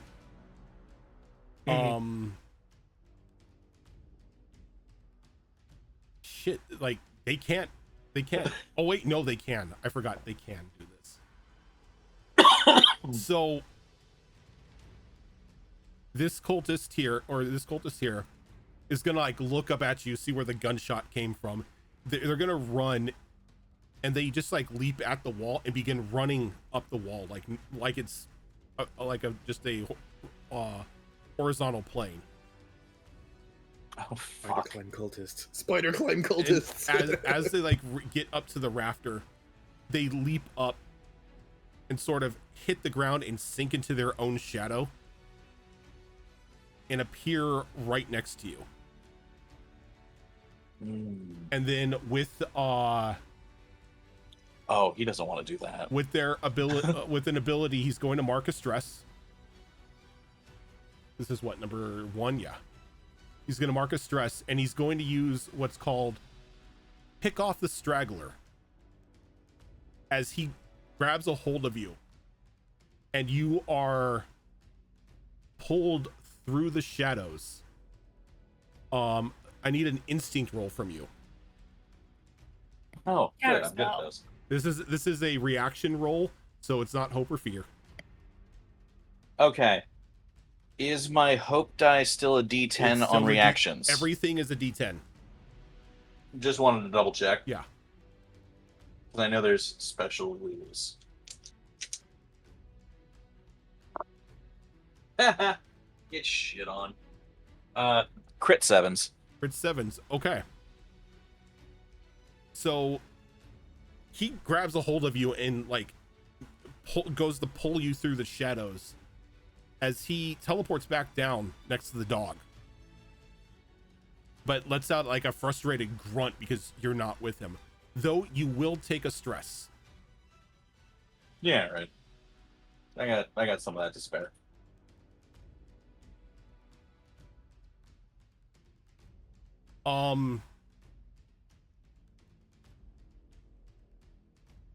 I think I'm gonna spend a fear to activate the dogs.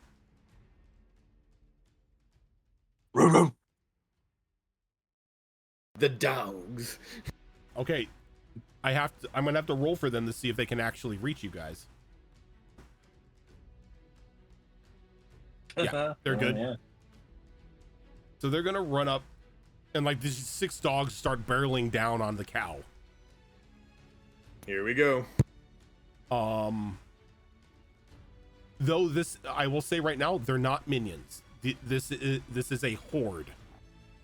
Okay. So they are going to go ahead and make an attack here.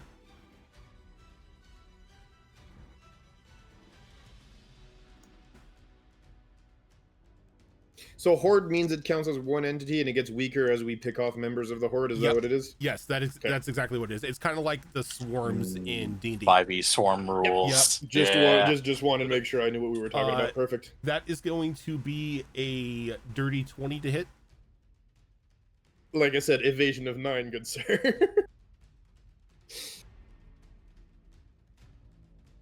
Fucking love swarms of things. It's going to be 11 Great. points of physical damage. There we go. And because it was a successful attack, I gain a fear. Nice. Back to you guys. How much damage was it? It was 11 physical. Okay, so that's minor damage. I'll dump another armor and take no damage. Alrighty. So Cinta, Mauve, and Rana, you guys still have your actions. Is it possible for me to fly back to the window and see if I can push it open or bust it open? Yeah.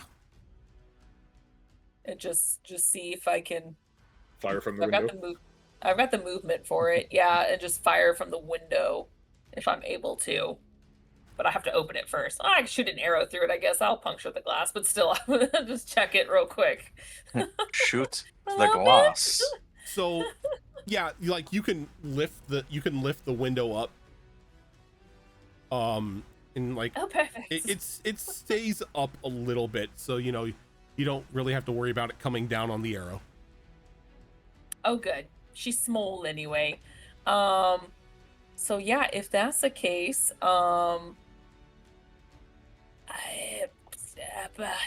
yeah, she's gonna,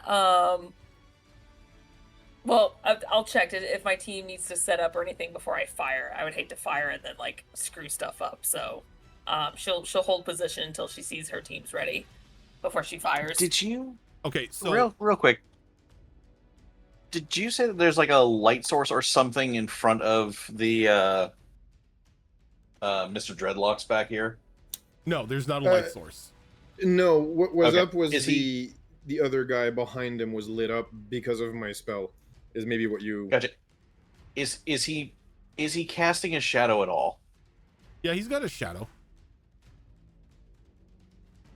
In that case, Though I will Rana! hold on. I will say that because you've activated your movement, Zoro, you do need to take an action. Ah, Okay. okay. Yeah, if that's the case, I'll go ahead and I'll shoot.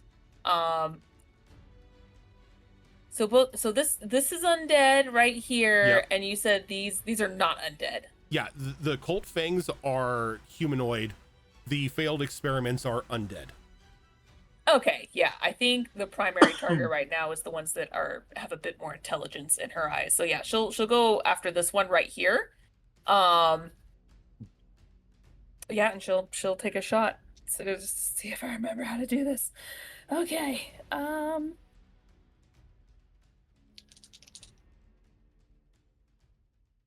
Ooh, okay.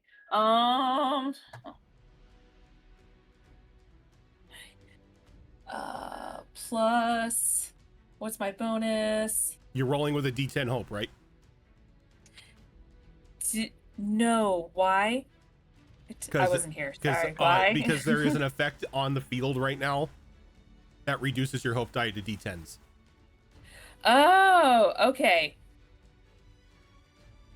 I will do that. So That's my bad. Let me go ahead and redo that. I got fancy with this one and actually used an event into the encounter. Oh I like my. It's nice. Okay. I like it.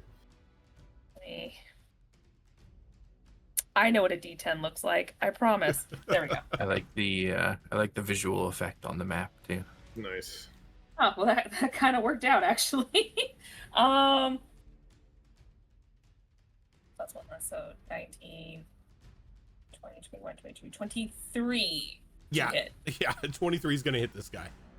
Okay. Is that with hope or fear? That's with hope. Okay.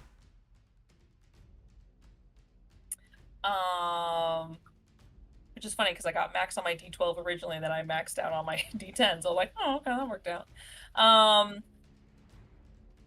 Okay, perfect. Yeah, so I'll go ahead and so it's 2d6. I forgot I got a new shiny bow. Yeah. Oh, that's right. What does my bow do? I'm not used to the new upgrade. Does 2d6 right? Oh, it just gives me the bonus to the attack roll, which it already adds. So okay, never mind. Cool. Okay.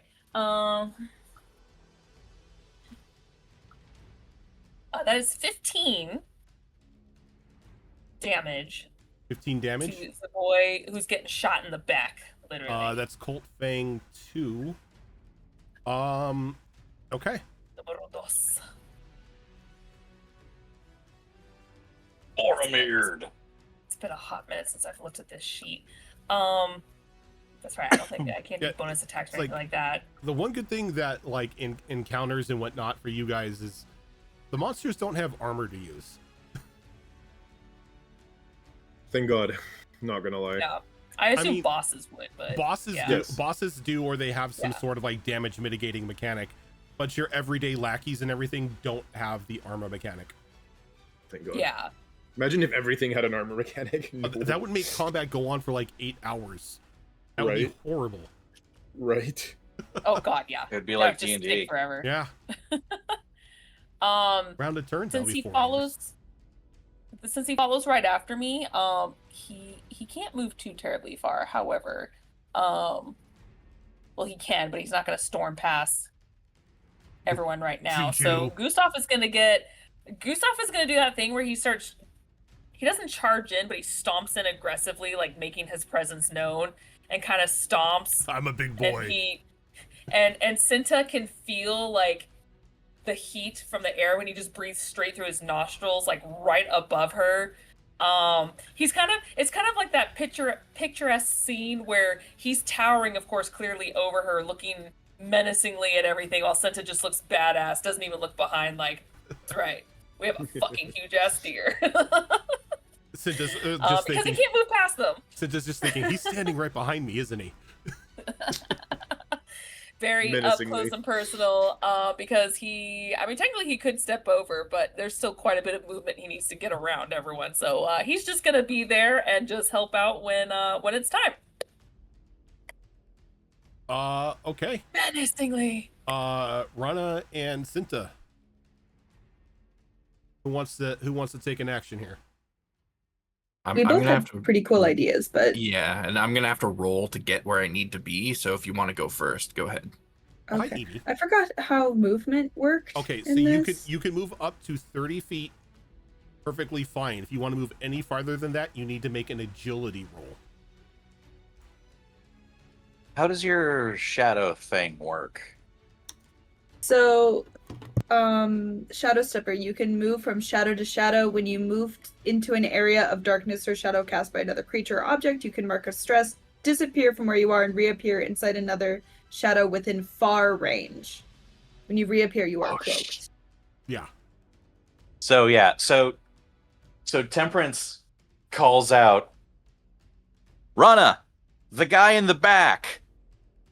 He's all yours. And conveniently enough, you have a giant Gustav right there whose shadow you can just slip right into. Yeah. Pretty much, if that's okay. Yeah. I'll move about 30 feet that way. Rana, you run and you kind of like action slide underneath Gustav and just fall into his You go shadow. under. It's like, it's not even like you slide perfectly under him. It's like the moment you get under him, you just fall into the shadow. Just be like, hey, buddy. Bye, buddy. Like And it's an elk, so it does that elk noise. We all know that high-pitched Wah. noise it does. Yeah. As it's just like, huh. There's that frog again. Yeah. Hello, strange frog. And I'm just like, I'm Hello, Evie. immediately like just down the barrel of my rifle. And then, Rana, if you're looking to go after the guy down here, you just in the appear general area. right behind him. Okay. And you, because you use your ability, you are hidden. He has I'd no like- idea. I'd like to use my new ability. He's Okay. about to have a real bad time. Yep. Where I make knives fall from the sky. Or from me. Rain of Blades. So Where, what does hang on, Rain let me of find Blades do? it. Where is it? I mean, Okay. I think this is right on the tin right there, Rojan. Stabby stab. Spend a hope, make a spell cast roll. Conjure throwing blades that strike out at all targets within very close range. Targets you succeed against take d8 plus 2 magic damage using your proficiency. If a target you hit is vulnerable, they take an extra 1d8 damage. But I don't think any of them are vulnerable. And very close range is 30 feet, so 30 feet. I believe so. Is that not? No, that's close range. Very Ah. close, though, is 15. So you can hit these three suckers right here with your Rain of Knives. So go ahead and make a spell, make your attack using a d10 for your hope and a d12 for your fear. Good thing I had these already saved in my Yep. thing because I would not have. Okay, that's the d10. And then make sure I find a 12 on this one. Yes. That.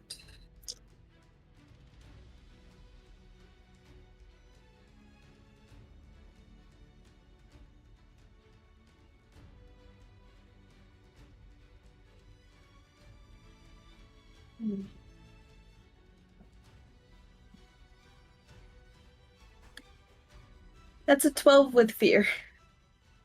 Did you add your bonuses? Wait. Sorry. 14. Then that would be a 14 with fear because I have a plus Okay. 2 to spellcast roll. Okay, so 14 with fear. I don't need anything else, right? No, because it's a spellcast roll. You get your bonuses from that. So with a fear, we'll knock down the thing down by one, or the clock down by one more. It doesn't hit the guy in front of you, but the other blades do fly out and strike the two undead guys. Damn. So go ahead and give me the damage for both the damage that those guys are going to be feeling. Okay, so that's the 8 plus 2. Oh, I'm sorry. You also have advantage on this roll because you are hidden. So add a d6 to that roll. True rogue things. 5. Sneaky frog. 5, so that's a total of 19. So you'll hit Mhm. all 3 of them. Okay. So go ahead Nice. and do Okay. your thing. D8.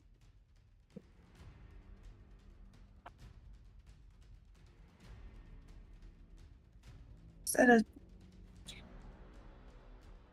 4 A total of 4. plus? Wait. Wait. Sorry. 6.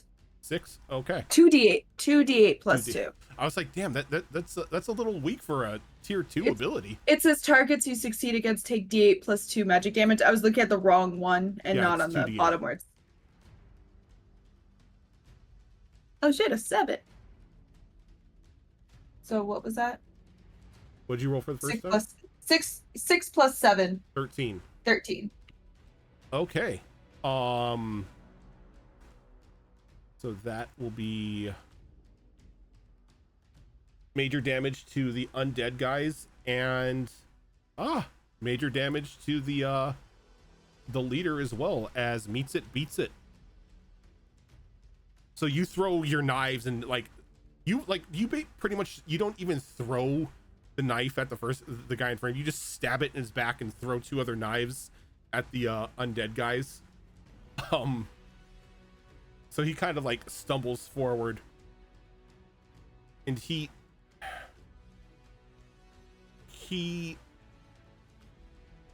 gives a very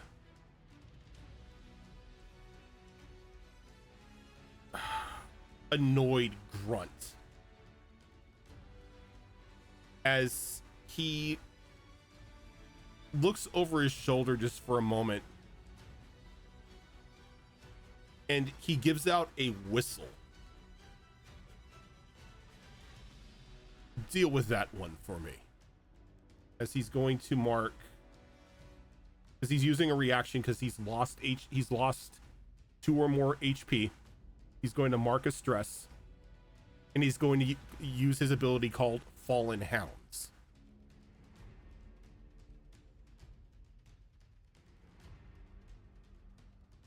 Which summons another hound pack.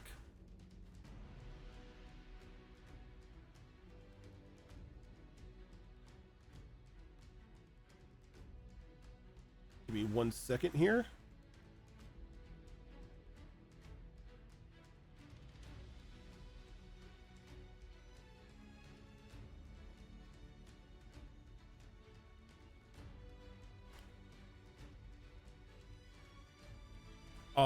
Hello, Evie.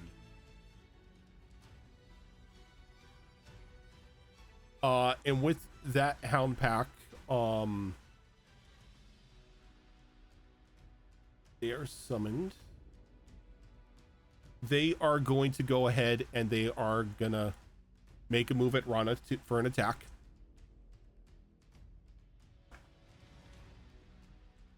Where is Doggos? Rana, does a 13 beat your evasion? Nope. Okay, so you are not hit. The 2 failed experiments though are going to take actions here, and they are using an ability that they have called Lurching Lunge, which allows me to spend a stress instead of a fear on each of them to activate them. Nice.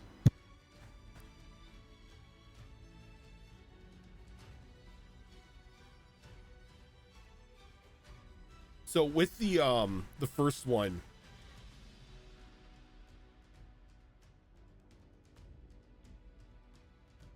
it's going to clamber down into a run, and it's going to leap out of the window here to make an attack towards Mauve.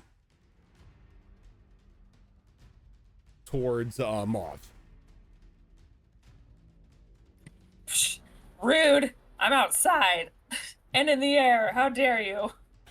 Come on, stop getting How caught. dare.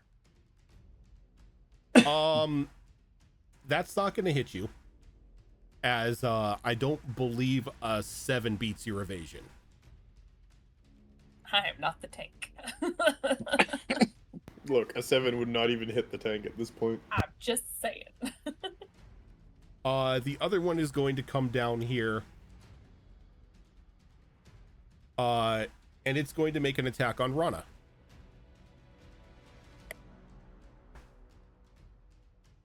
Rana, does a 9 hit you? I'm sorry, does a 12 hit you? Absolutely. A 13 did not hit me, but a 12 does. Look, I don't know how this game works. Neither do I. Does anybody know how this game works? No, nobody knows how this game works.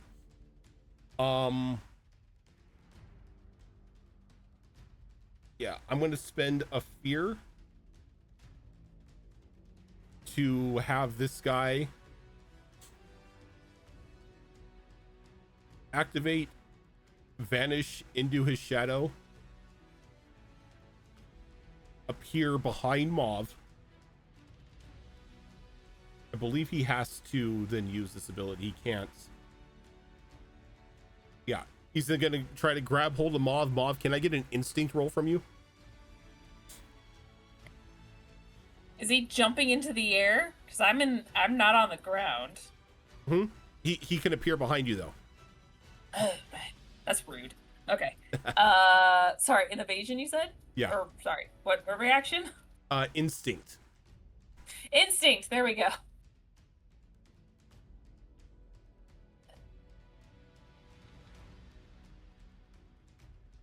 I'm just seeing because I have a lot of like evasion stuff. I'm just seeing if there's anything else I can add on to this.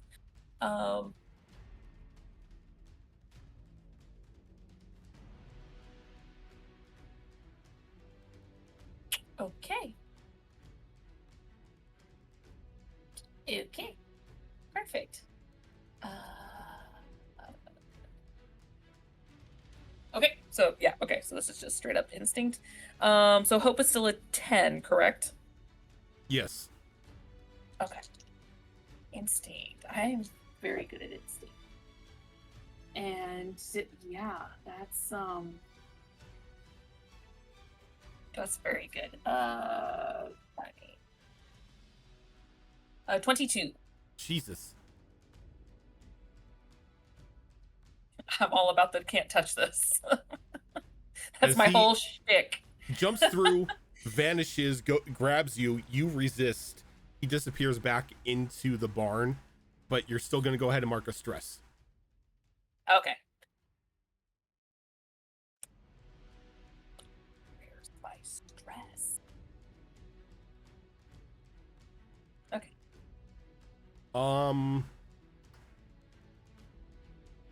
Yeah, and I think I'm going to kick it up to Cinta. Okay. I am going to be making a fair amount of movement here, so I'm going to have to roll for it. But just for flavor, let's say that Gustav uses his antlers to like springboard me over the dogs as I go sprinting all the way down here. Okay. I need an agility roll once you hit 30 feet from where you're at. So once you hit here, I need an agility roll. Okay, and that is 17 with hope. Okay, you make it. So you're able to clear it, and you make it all the way down here.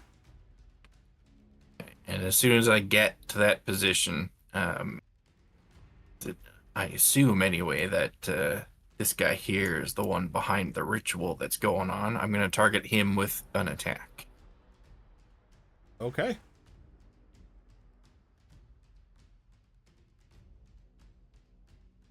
That is a very good roll. However, it is with fear, so I'm going to... what does this cost me? Stress or hope? I'm going to mark 2 stress to change that roll with fear into a roll with hope instead. Okay. For a total of 20 to hit. That will hit.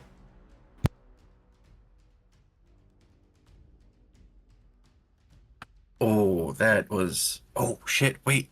I have a new weapon. I was going to say that's 1 away from max, but that's okay because if I roll max on at least one of the die, I get to roll another die. What weapon do you have? I have the knuckle blades. It has right. the brutal property. Yeah. And because we're at proficiency 2 now, I'm rolling 2d10 on the damage, and one of them happened to be a 10. Okay, 2 of them happen to be a 10, but I only get to roll that additional die once. So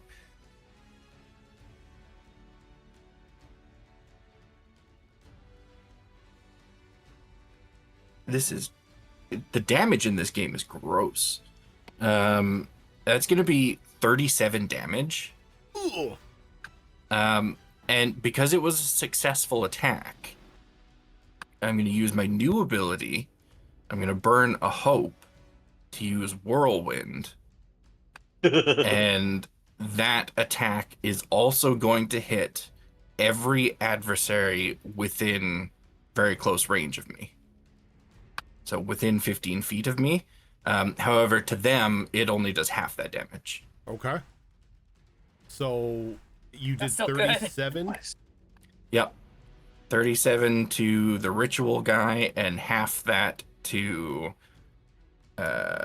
this guy right next to me, the doggos, and this guy over here is within 15 feet as well.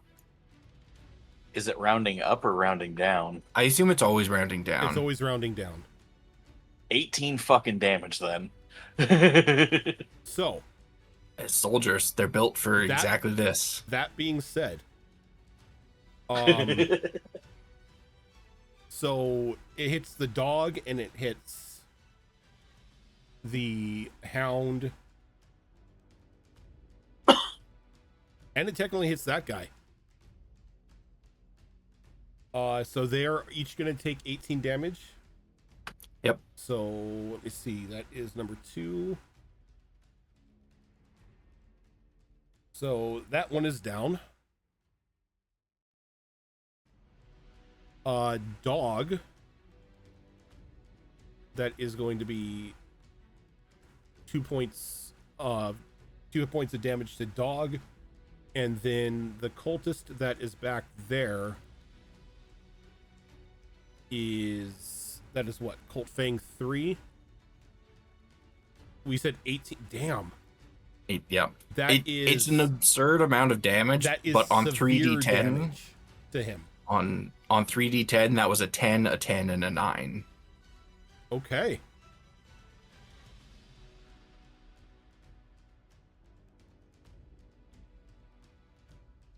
Let's see. Everybody's taking their actions and everything. What do I want to do? Do I want to spend a fear here?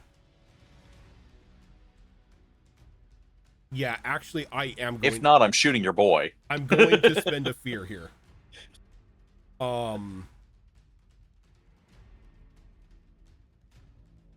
As the secret keeper spits like a bit of blood into the ritual circle itself, and he looks to you.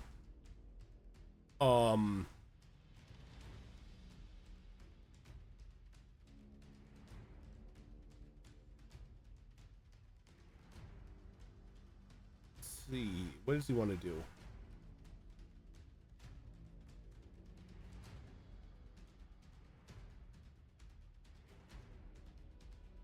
Yeah, he's going to use use this opportunity just to take a swing at you.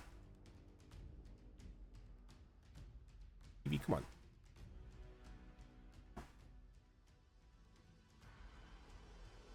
Does a 16 hit?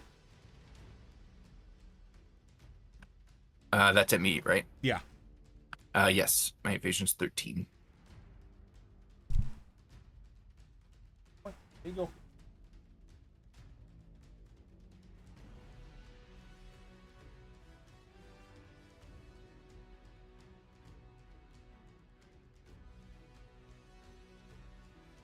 I swear somebody hid my D12s.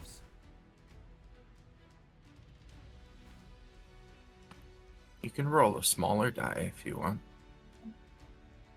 I think Evie had them as a snack. All right, you're gonna take 15 points of Tasty. magic damage as he just takes the staff in his hand and just cracks you across the face with it. And then I'm gonna spend 2 fear for an ability that is called Seize the Moment. I roll a d4 here.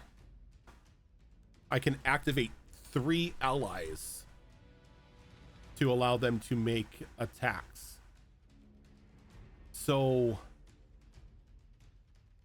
I think this one is going to do the same thing that he did last time. He's going to run up the wall and he's going to just teleport here.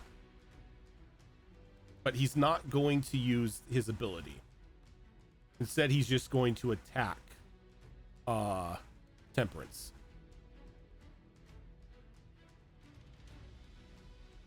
But under this ability, they only deal half damage.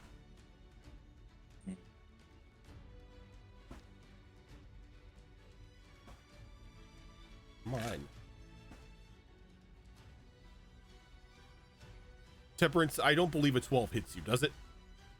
No, the fuck it doesn't. Okay, he whiffs with that dagger. The Hound Pack up here is going to make another attack against Cornelius. Let's see it. Hi guys, this is the Giants all over again. Does a 93 hit me? Yes, it does. I forgot. No, this would be an 11, but since you have a 9, Yep, it would hit. hits.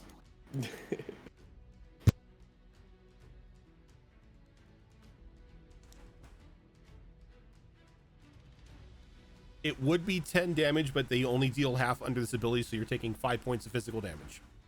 All right. I will drop an armor and take none.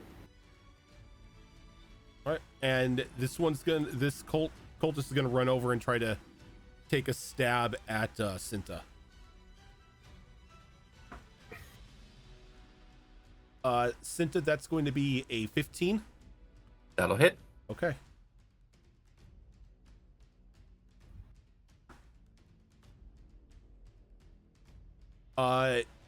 It would be 9, but you're only going to take 4 points of physical damage. Okay. It's only 1 HP. And that's going to kick it back to you guys as everybody once again has abilities to be able to use. Okay. Temperance is going to look at this guy that just teleported next to him and tried to attack him. And he's just going to say, "You, my friend, have made a mistake." And he says, "Because this hand of mine glows with an awesome power. Its burning grip tells me to defeat you." And I'm going to cast Cinder Grasp. Oh no, the guy I'm fighting's a weeb. The guy I'm fighting's a weeb with a fucking flaming hand. Okay. So it is 20 to hit. 20 will hit. Okay. And then this is Is that a 20 with hope or fear? it's a 20 with fear. Okay. As the clock goes down by 1 more, Yeah. I gain a fear. Yeah. He takes 21 points of fire damage and is lit on fire. 21 points of fire damage, you say? What is that, number 1? Uh-huh. And he's lit on fire? And he's lit on fire. And what does the lighting on fire do? That means that whenever he acts while he's on fire, he takes an additional 2d6 magic damage. Christ. Okay.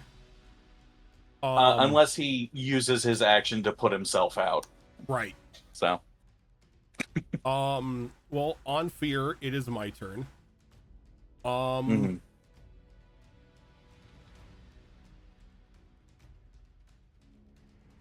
And I think seeing the shit show that everybody is in down here,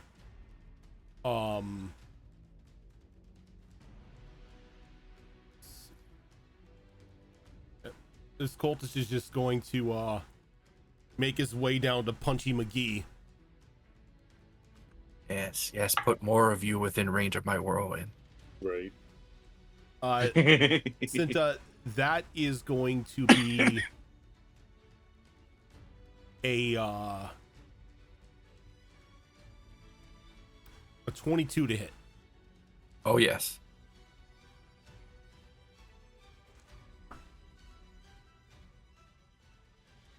And that's going to be 13 points of physical damage. I'm going to burn an armor slot to bump that down to minor. Okay. You know what? I'm going to kick it back to you guys. Okay. Remind me, how does it work again to take a little bit of extra distance when you're moving? So you can move up to 30 feet. Anything beyond that, you have to make an agility roll. Okay. And how does the agility roll work? It's Is a it like- skill roll, but you Yes, you still and- roll with hope and fear. Yes. So you make an agility roll, and if it beats the target number, which is relatively low, you move forward. You continue moving, but Got if it. you don't, you stop right where you're at, and like your Gotcha. turn ends. Oh, okay, got you. I'd like to try to move up to here, basically, which is 40 feet instead of 30. Okay. So go ahead and give me that agility roll. Okay, let me see. Again, new character who did this. Alright, this was +0. Let's see it. So that is a 15. It is 15? with fear, but 15 with fear. I will again take 2 stress and say no, Okay. Probably a good idea. and do it with hope instead. I'd rather not end my term here and have something get summoned from some eldritch dimension. 15 is a perfectly fine number as you move beyond the 30 feet. Okay, perfect. I will move myself all the way over to here. Yeah, we're gonna look at Syntha and nod, and yeah, do you want to do the thing, homie? I'm down for it if you've got the hope to spend. Do I have the hope to spend? we are the hope generating machine. We are good. Rojan, I did roll a 6 and a 4 for the not marking stress thing, so I only took 1 stress for that. Okay. And yeah, we're gonna I'm down to waste 3 hope here and blast 3 hopes and combo up with Syntha here on the cult leader. Let's do it. All right, and yeah, I'll do it via a bolt beacon on my end to put some vulnerable on while we're at it too, All right. So the two of you if can, it hits. the two of you can Mhm. go ahead and make your rolls. Okay.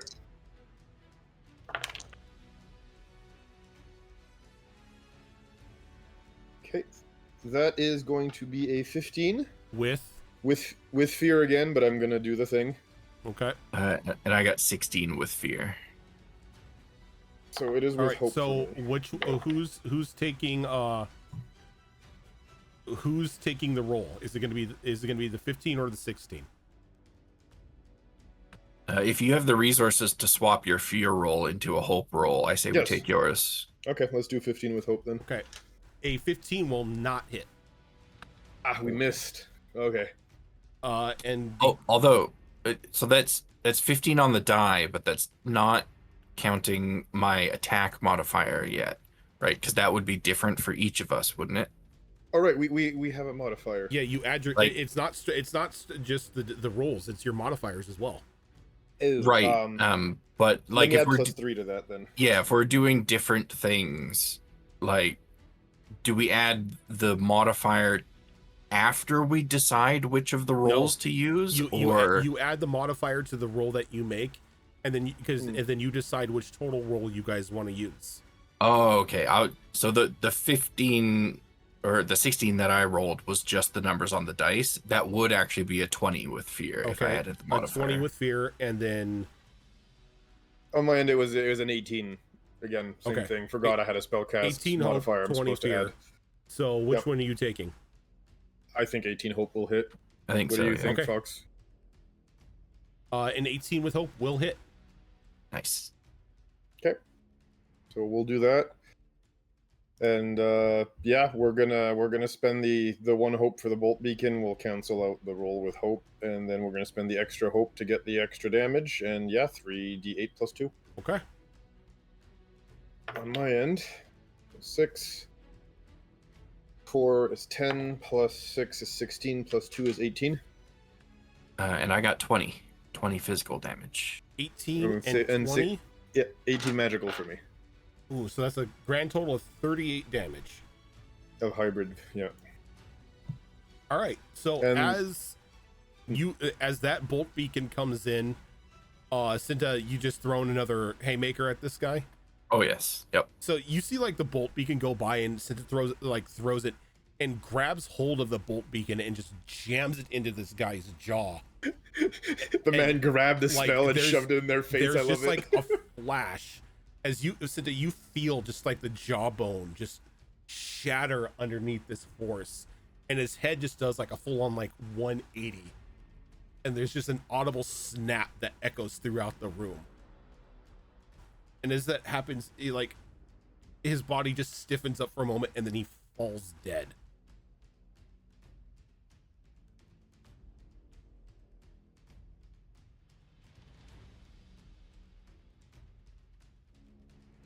Now my question is, if All that's a right. successful attack, do you get to whirlwind off of that?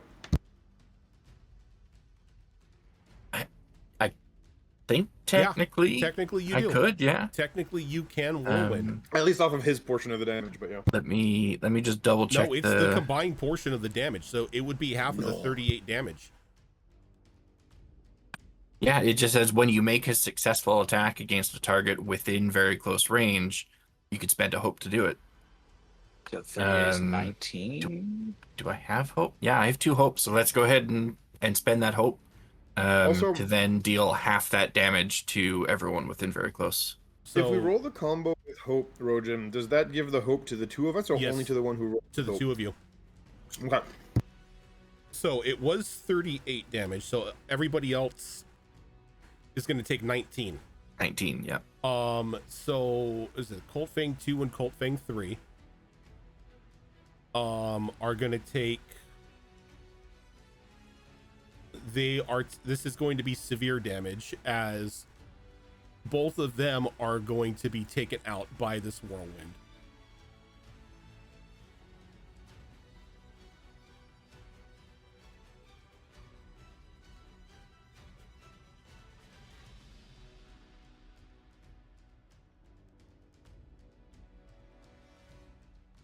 And then the dogs, this is only major damage for the dogs.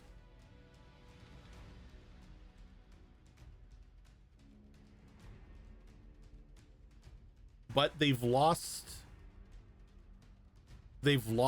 half their horde, so their damage is going to be reduced now. So like there are now only 2 dogs remaining in this horde. Nice. But yeah, since it was a roll with hope, you guys are still active. So Thank God for that. So technically, Cinta, you have not made an action because that was a combo action done by Cornelius. So we've got Mauve, Rana, and Cinta still being able to make actions here. Mauve, did you want to go ahead? I'm off. Yeah. I want to go ahead and do an attack.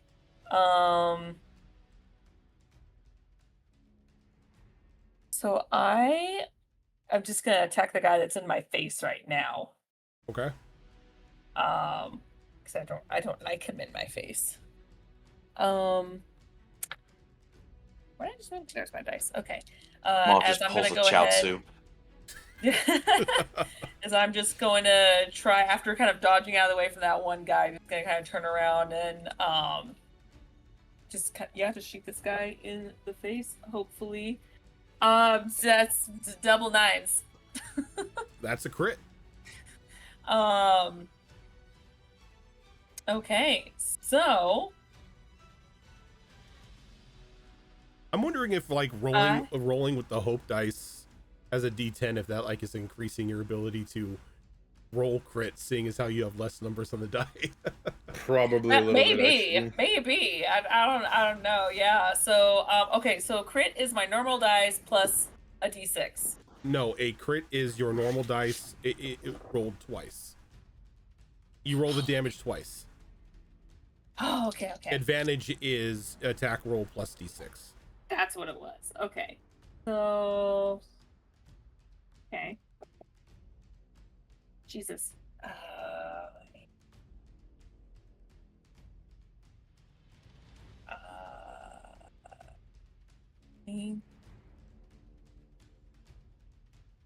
That is 26 physical damage. 26 physical. Where is this experiment? This is what? Failed experiment 1. 26. That would still be major damage. As he is down. All right. And since he was in my way, I would like to just float up just to be in position as I shoot my arrow in to aim for this doggo right here. You've already made an attack though. As I would like to use my hold them off ranger ability, where when I make a successful attack with a weapon, I can roll against 2 additional adversaries with the same attack. Okay. With the same attack? So against 2 additional adversaries within range of attack. Oh, with the range of attack. Okay.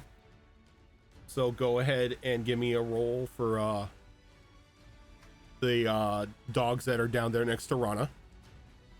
Oh, I'm sorry. Was that hope or fear for your It was a crit. Oh, that was a crit. So, that's right. So you neutral. you gain a hope and lose a stress.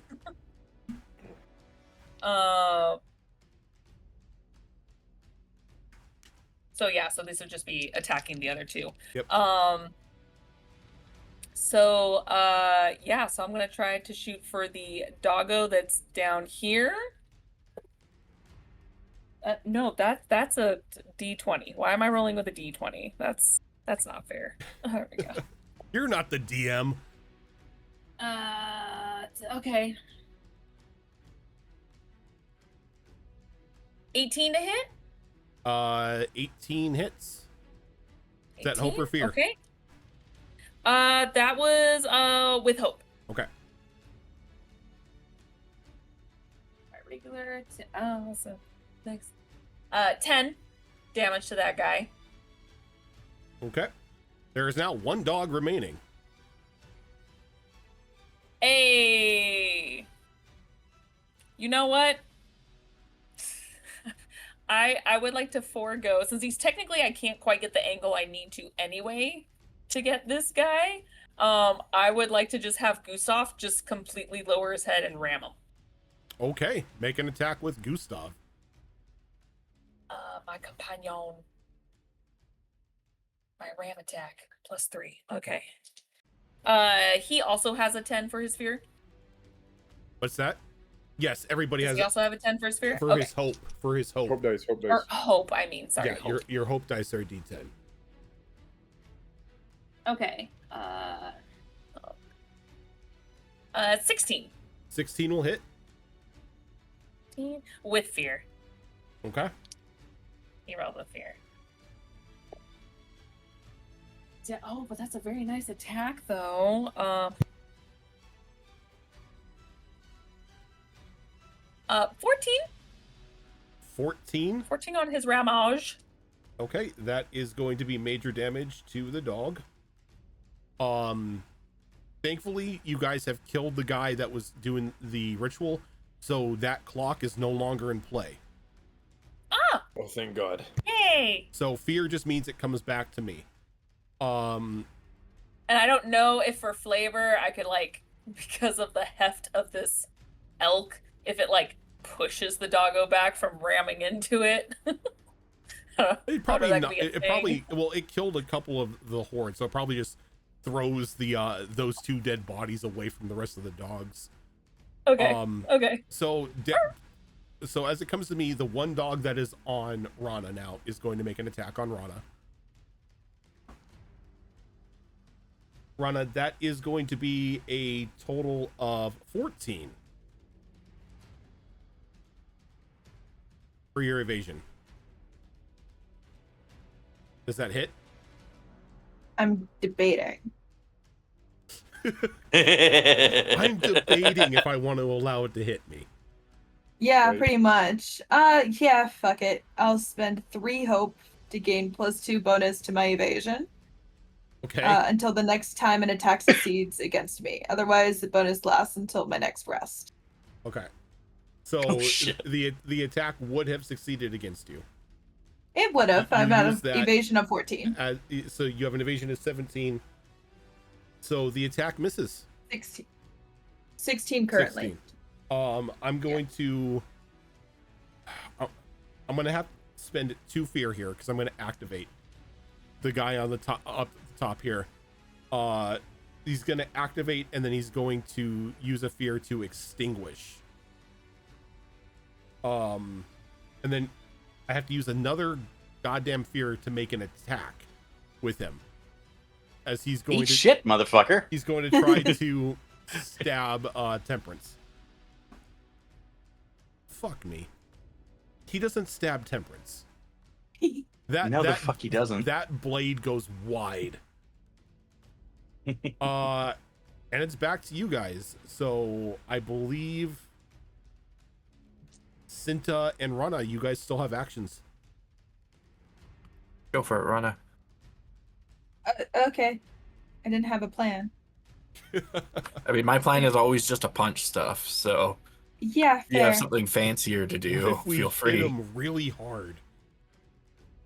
I mean, that's usually our plan, really. Let's be honest, Fox and I.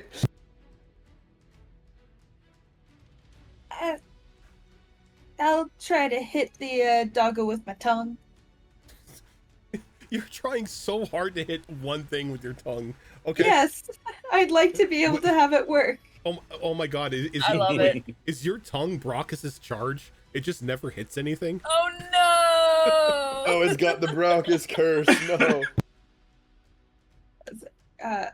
Okay, mark a stress to use your tongue as a finesse close weapon that deals d12 physical damage using your proficiency. Okay, so +2 attack. Okay, so regular attack +2.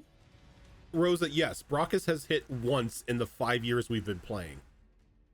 It hasn't been 5 years. Has it? I think so. I think it's Been a while. 3 or 4 Been a while. ish. Look, I had Been a a while. year where I was living with my parents with shitty internet, so I'm sorry. In my mind, it's 3. Yeah, okay, so Brockus has hit exactly once in the 3 years we've been playing that game. To me, charge isn't an attack, it's a gap closer. I mean, yeah. What'd you get, Cass? That's Okay, why added that's benefit, that's maybe. what I usually use it for. A total of 10 with hope. Total of 10 with hope. Where is dog? Where is friend dog? There's dog. Unfortunately, a 10 will not hit. But I'm cute, so it should work. You are cute, but that doesn't work. Damn it. But you do gain a hope from it. But as that is a failed attack, it comes back to me. And I think the dogs up top are going to make an attack against Gustav. Angry elk screams. Does a 12 hit Gustav? He is a tank. Yes, it does. Look, this is the first time making an attack against the elk, so that's why I had to ask. That's fair. Yeah, he works Uh, entirely different. 10 points of physical damage.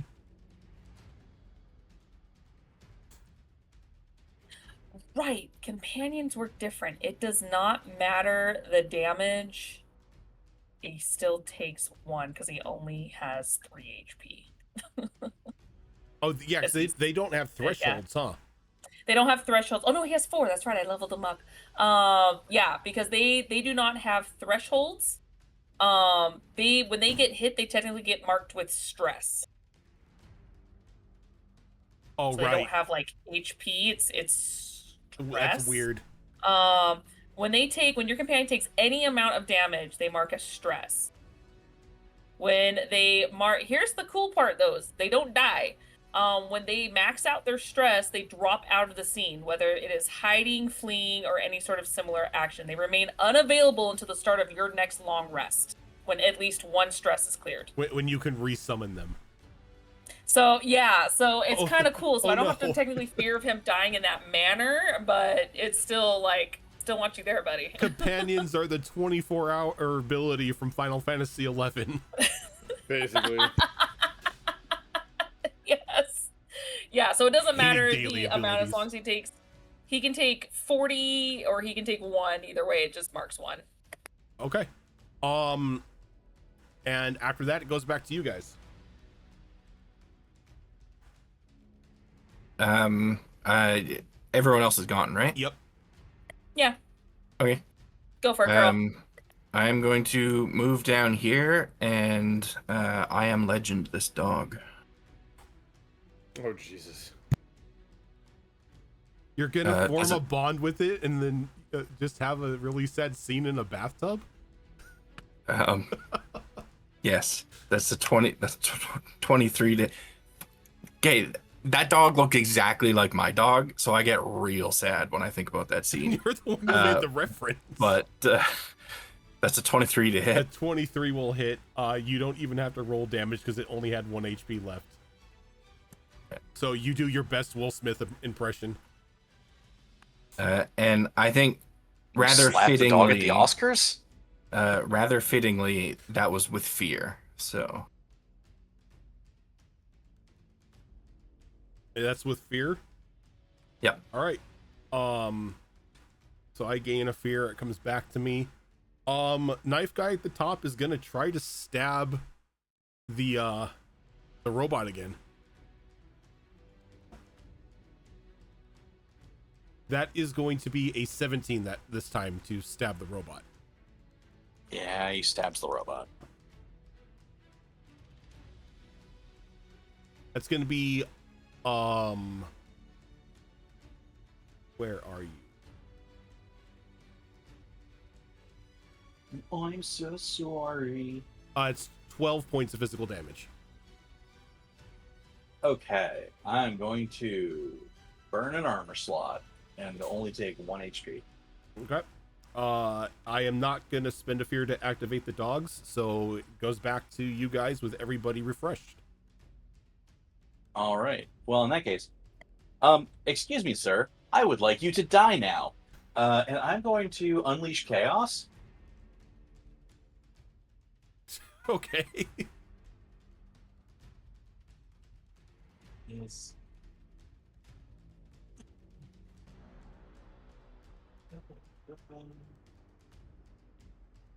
Will a 15 with hope? 15 with hope will hit.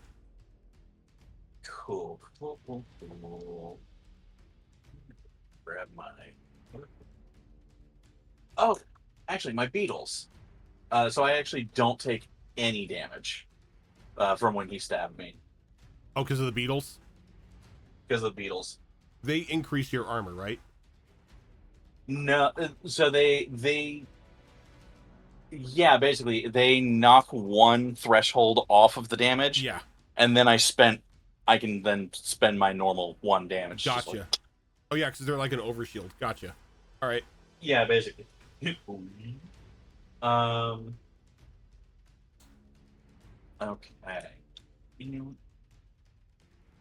And I am actually going to go ahead and mark off a hope so that I retain the beetles. But anyway, so yeah, he just opens up the his leather armor and shoots his fucking unibeam out of his chest. And he is going to hit this guy for 16 magic damage. Oof. And this dude is disintegrated in the unibeam. Fucking finally.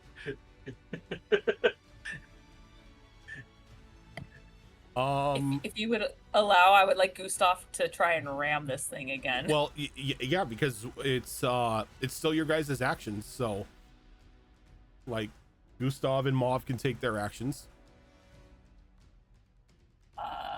Mauve still can't quite get the angle she wants to shoot, so she's just kind of keeping her Technically, the only thing that is left alive is the dog that the dog. Gustav is fighting. Yeah. So Mauve is just kind of on alert with her bow notched and everything, just kind of keeping an eye out both inside and out, while Gustav is tired of this dog being in its face. Oh no, my other die. Oh no. Oh no, my I'm gonna die. get a crit too. Dang it. Oh, you tease. Okay. That is a 15? A 15 for the dog will hit. Hey, I was with hope by 1.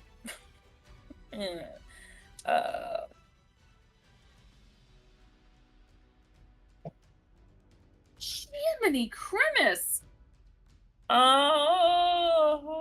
14 damage. 14 damage. All right, that's major damage again. Now there's only 2 dogs remaining. You want to take an action There's with 2? Mauve? Yeah, there's well 2 dogs in the horde remaining. Oh, gotcha. Mauve, yeah, again, Mauve can't really. Can I squeeze through the window? Yeah, you can. I lift it up more? The window's big enough for you to squeeze in.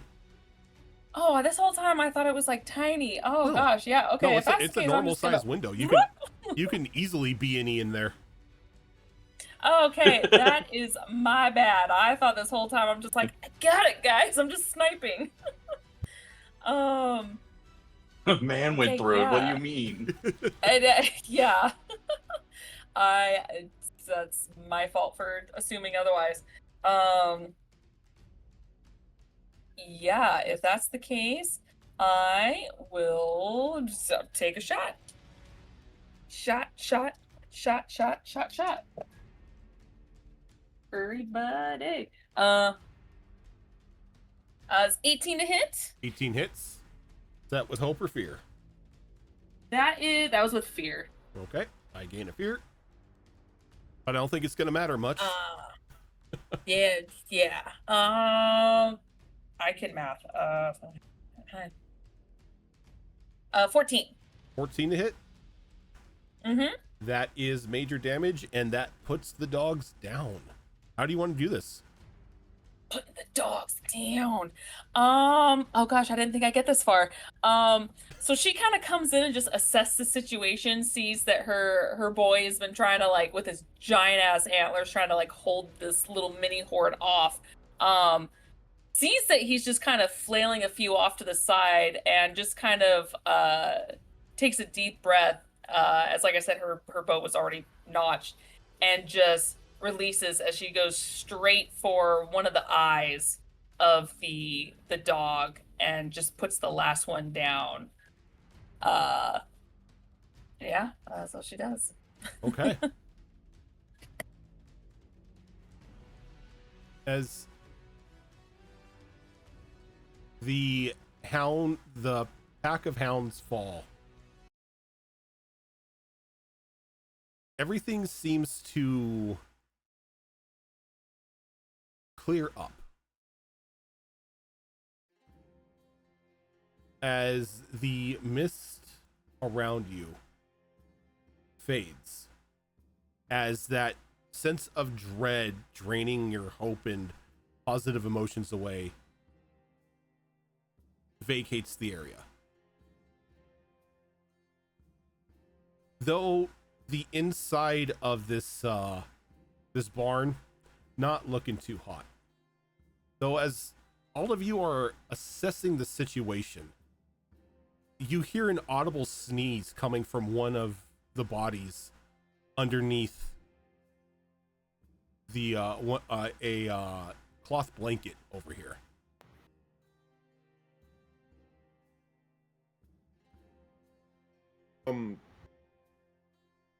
Cornelius will like look in that direction, then back to Syntha, then back to the body bags or cloth blankets, whatever you want to call them. Sorry. I aim my But gun at he'll it. just nod at Syntha. And I will make my way over to it, somewhat jittery from the battle, and stand over it so that like I'm straddling the body underneath almost, and like pull my fist back, and then with my free hand pull the body bag or tarp or blanket or whatever it is back. Can you give me a presence roll for this?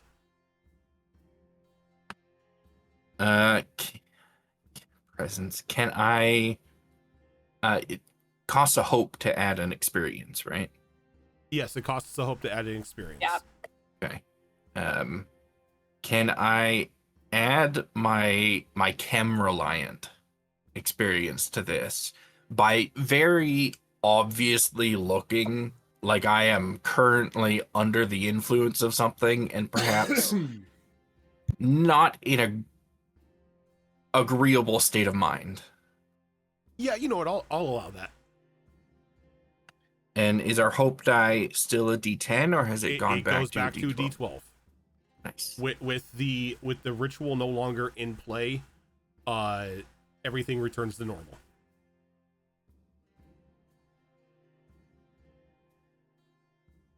That's 16 with hope. A 16 with hope.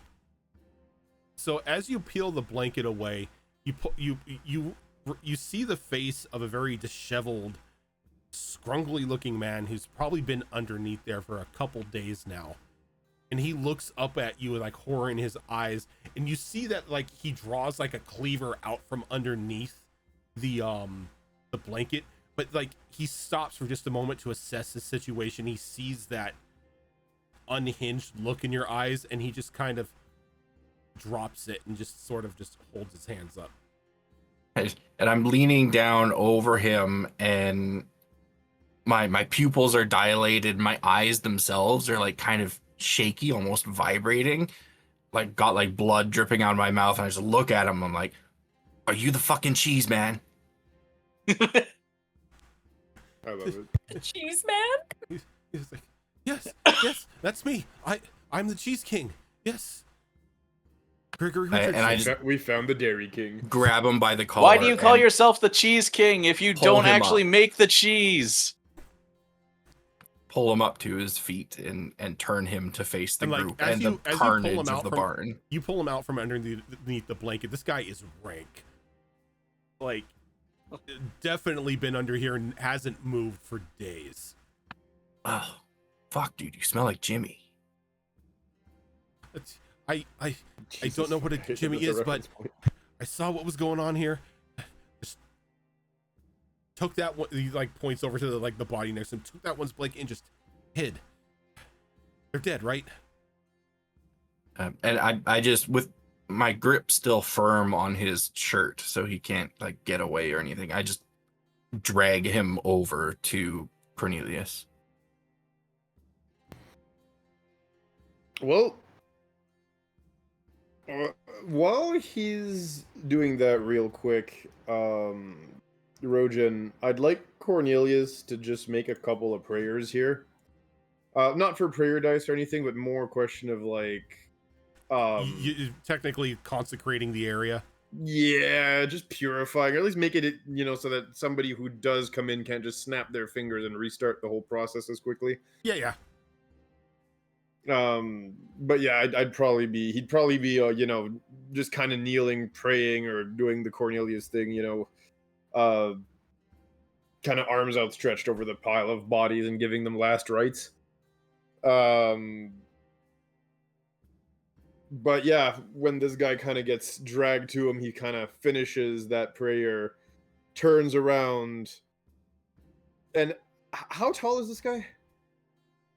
5'6". So yeah, we'll actually have Cornelius kind of like, you know how like bovines can kind of bend their knees a little bit. I'm just gonna He'll say kinda sure. do- I've never been around a cow in my life, so I don't know if they can. Yeah, think, so like, fair. most things he'll with kind of knees spread can his bend legs them. out a little bit to just kind of lower his body, almost like cows do to like a bull would do to charge, just to have his eyes level with the guy. He'll take a deep breath as he's gonna say, "Ah, the Dairy King. No, You stink." I'm the Cheese King. He shrugs. If Still, no, I'm Gregory Richardson, Cheese King. yes, Your daughter sent Richardson. us. Exactly.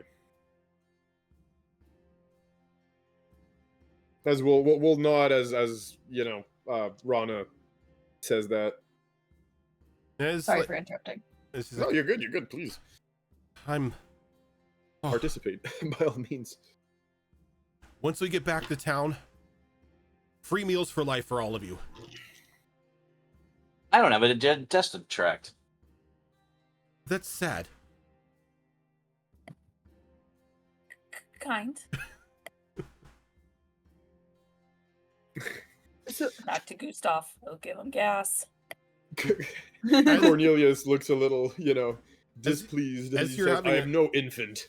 As you're having a conversation with this guy, Mauve, the crystal in your head is pulsing, like with almost like migraine level pain.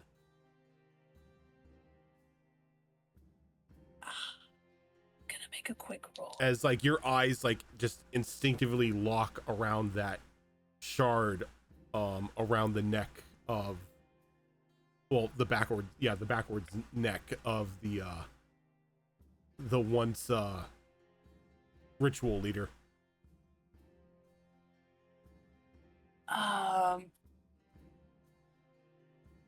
Yeah, I did a roll, and she was kind of hovering this whole time, but she falls to the floor, like clutching her cap, kind of seething a little bit with the pain, as she looks at the crystal and finds the strength to get back up on her feet and make her way towards that crystal.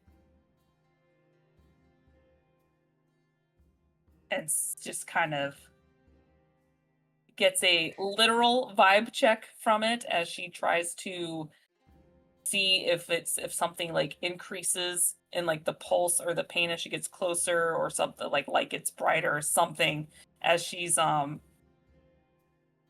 to get close to it. Okay. Can I get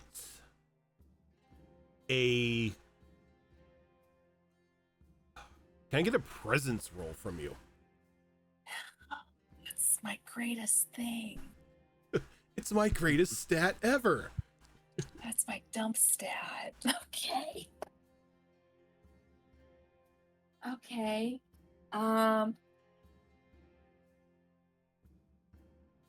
10. So you move closer and closer and closer to it. And for a moment, the pain vanishes. As everybody sees like Mauve just relax and straighten up. But her eyes look as if she's like looking out into the distance at something else. But she's just very slowly walking towards the shard around this guy's neck. Oh, that was with fear, if that mattered. Sorry. Oh, that's even better. Forgot to mention that. Yeah. So Oh, it's as- perfect for this. but as you're walking towards it, you're a little confused. Your body's sort of moving on its own, and you're not really looking at this individual anymore. You're outside, looking from a not too far distance at the farmland and at the barn. And you begin to feel your heart racing in excitement as you begin to run towards the barn, your forelegs slamming into the ground. And as everybody sees Mauve like lean down and place her hand on this crystal. In your mind, Mauve, you hear, "I found you." And as that happens, a large pair of bright blue glowing antlers slam through the walls of this barn as Mauve, you are put back into your body. And as you look up, as this wall over here, I'll take everybody back to the map so they can see, over here is just ripped off of the barn, as you just see this monstrous, what at some point was probably an elk, but now covered in like just these juts of these large corrupted looking crystals. Its eyes just tormented in a ever agonizing torment as it's just peering down at Mauve, as the crystal, you can all see the crystal in her forehead begin to glow a very bright blue-green color. And that is where we are ending for this week. Nice. Oh, physical Take the fear. shot. The second you said his 4 feet, I was like, no, no. I don't want to be here. I don't want to be here anymore. I don't want to be. How I don't want to dare live you, on this planet anymore. how dare you use my trauma? You won't play anymore. I don't want to play anymore. Seriously though, why the hell do you call yourself the Cheese King if you don't actually make the cheese? Right? That is a Cheese question for the Dynasty. ages. And we're never gonna get the answer. You're never to going that. to get the answer to that. Damn it. I take the shot. Oh, we get prize, guys. Yeah. So that is going to do it for us. Okay, by the way, can you send me the reference picture that you sent me before of that guy? Not now, like whenever you get a chance. But yeah. Well, if I don't I do have to it make a now, I'll token. forget, so let's do it Yeah, I now. need to make a token. So that's going to do it for us tonight, everyone. Thank you so much for tuning on in. If this is your first time here, this is not the only show that we do. Coming up on Monday is going to be another episode of Destiny Forge Campaign 4. I almost said Campaign 2. That was years ago. Oh my. And then, Tilt, you guys got Star Wars this week, or is it next week? Next Believe it's next week. We had Maybe. it last week. Yep. Okay. Because So you fly back home. True. So it might be pushed a week, but we'll all right. see. So yeah, like every other Tuesday, we have Star Wars Tales of the Outer Rim, which is a Star Wars game run by Tiltbot. Coming up on Thursday is going to be another episode of Mass Effect Horizons, which is a Mass Effect game that is run by Zorro. On alternating Thursdays, we've got Tricorn Isles, which is another 5th edition game that I run. Coming up next Saturday is going to be another episode of Withered Wastes, which is another one of my 5th edition games. And then later on that night will be the return of Vigilant 6. Excited to get back into that one, seeing as how there's a lot of chaos going on in that, which is our superhero game. And then alternating weeks, you've got, in the afternoon, we've got The Downfall of Propriety, which is a Bridgerton-inspired mini-adventure that is run by Malls. And then later on at night, you have us here on the City of Redemption, which is our Daggerheart game. But for now, we are going to head on out. Thank you, everyone, for tuning on in, and we will catch you later.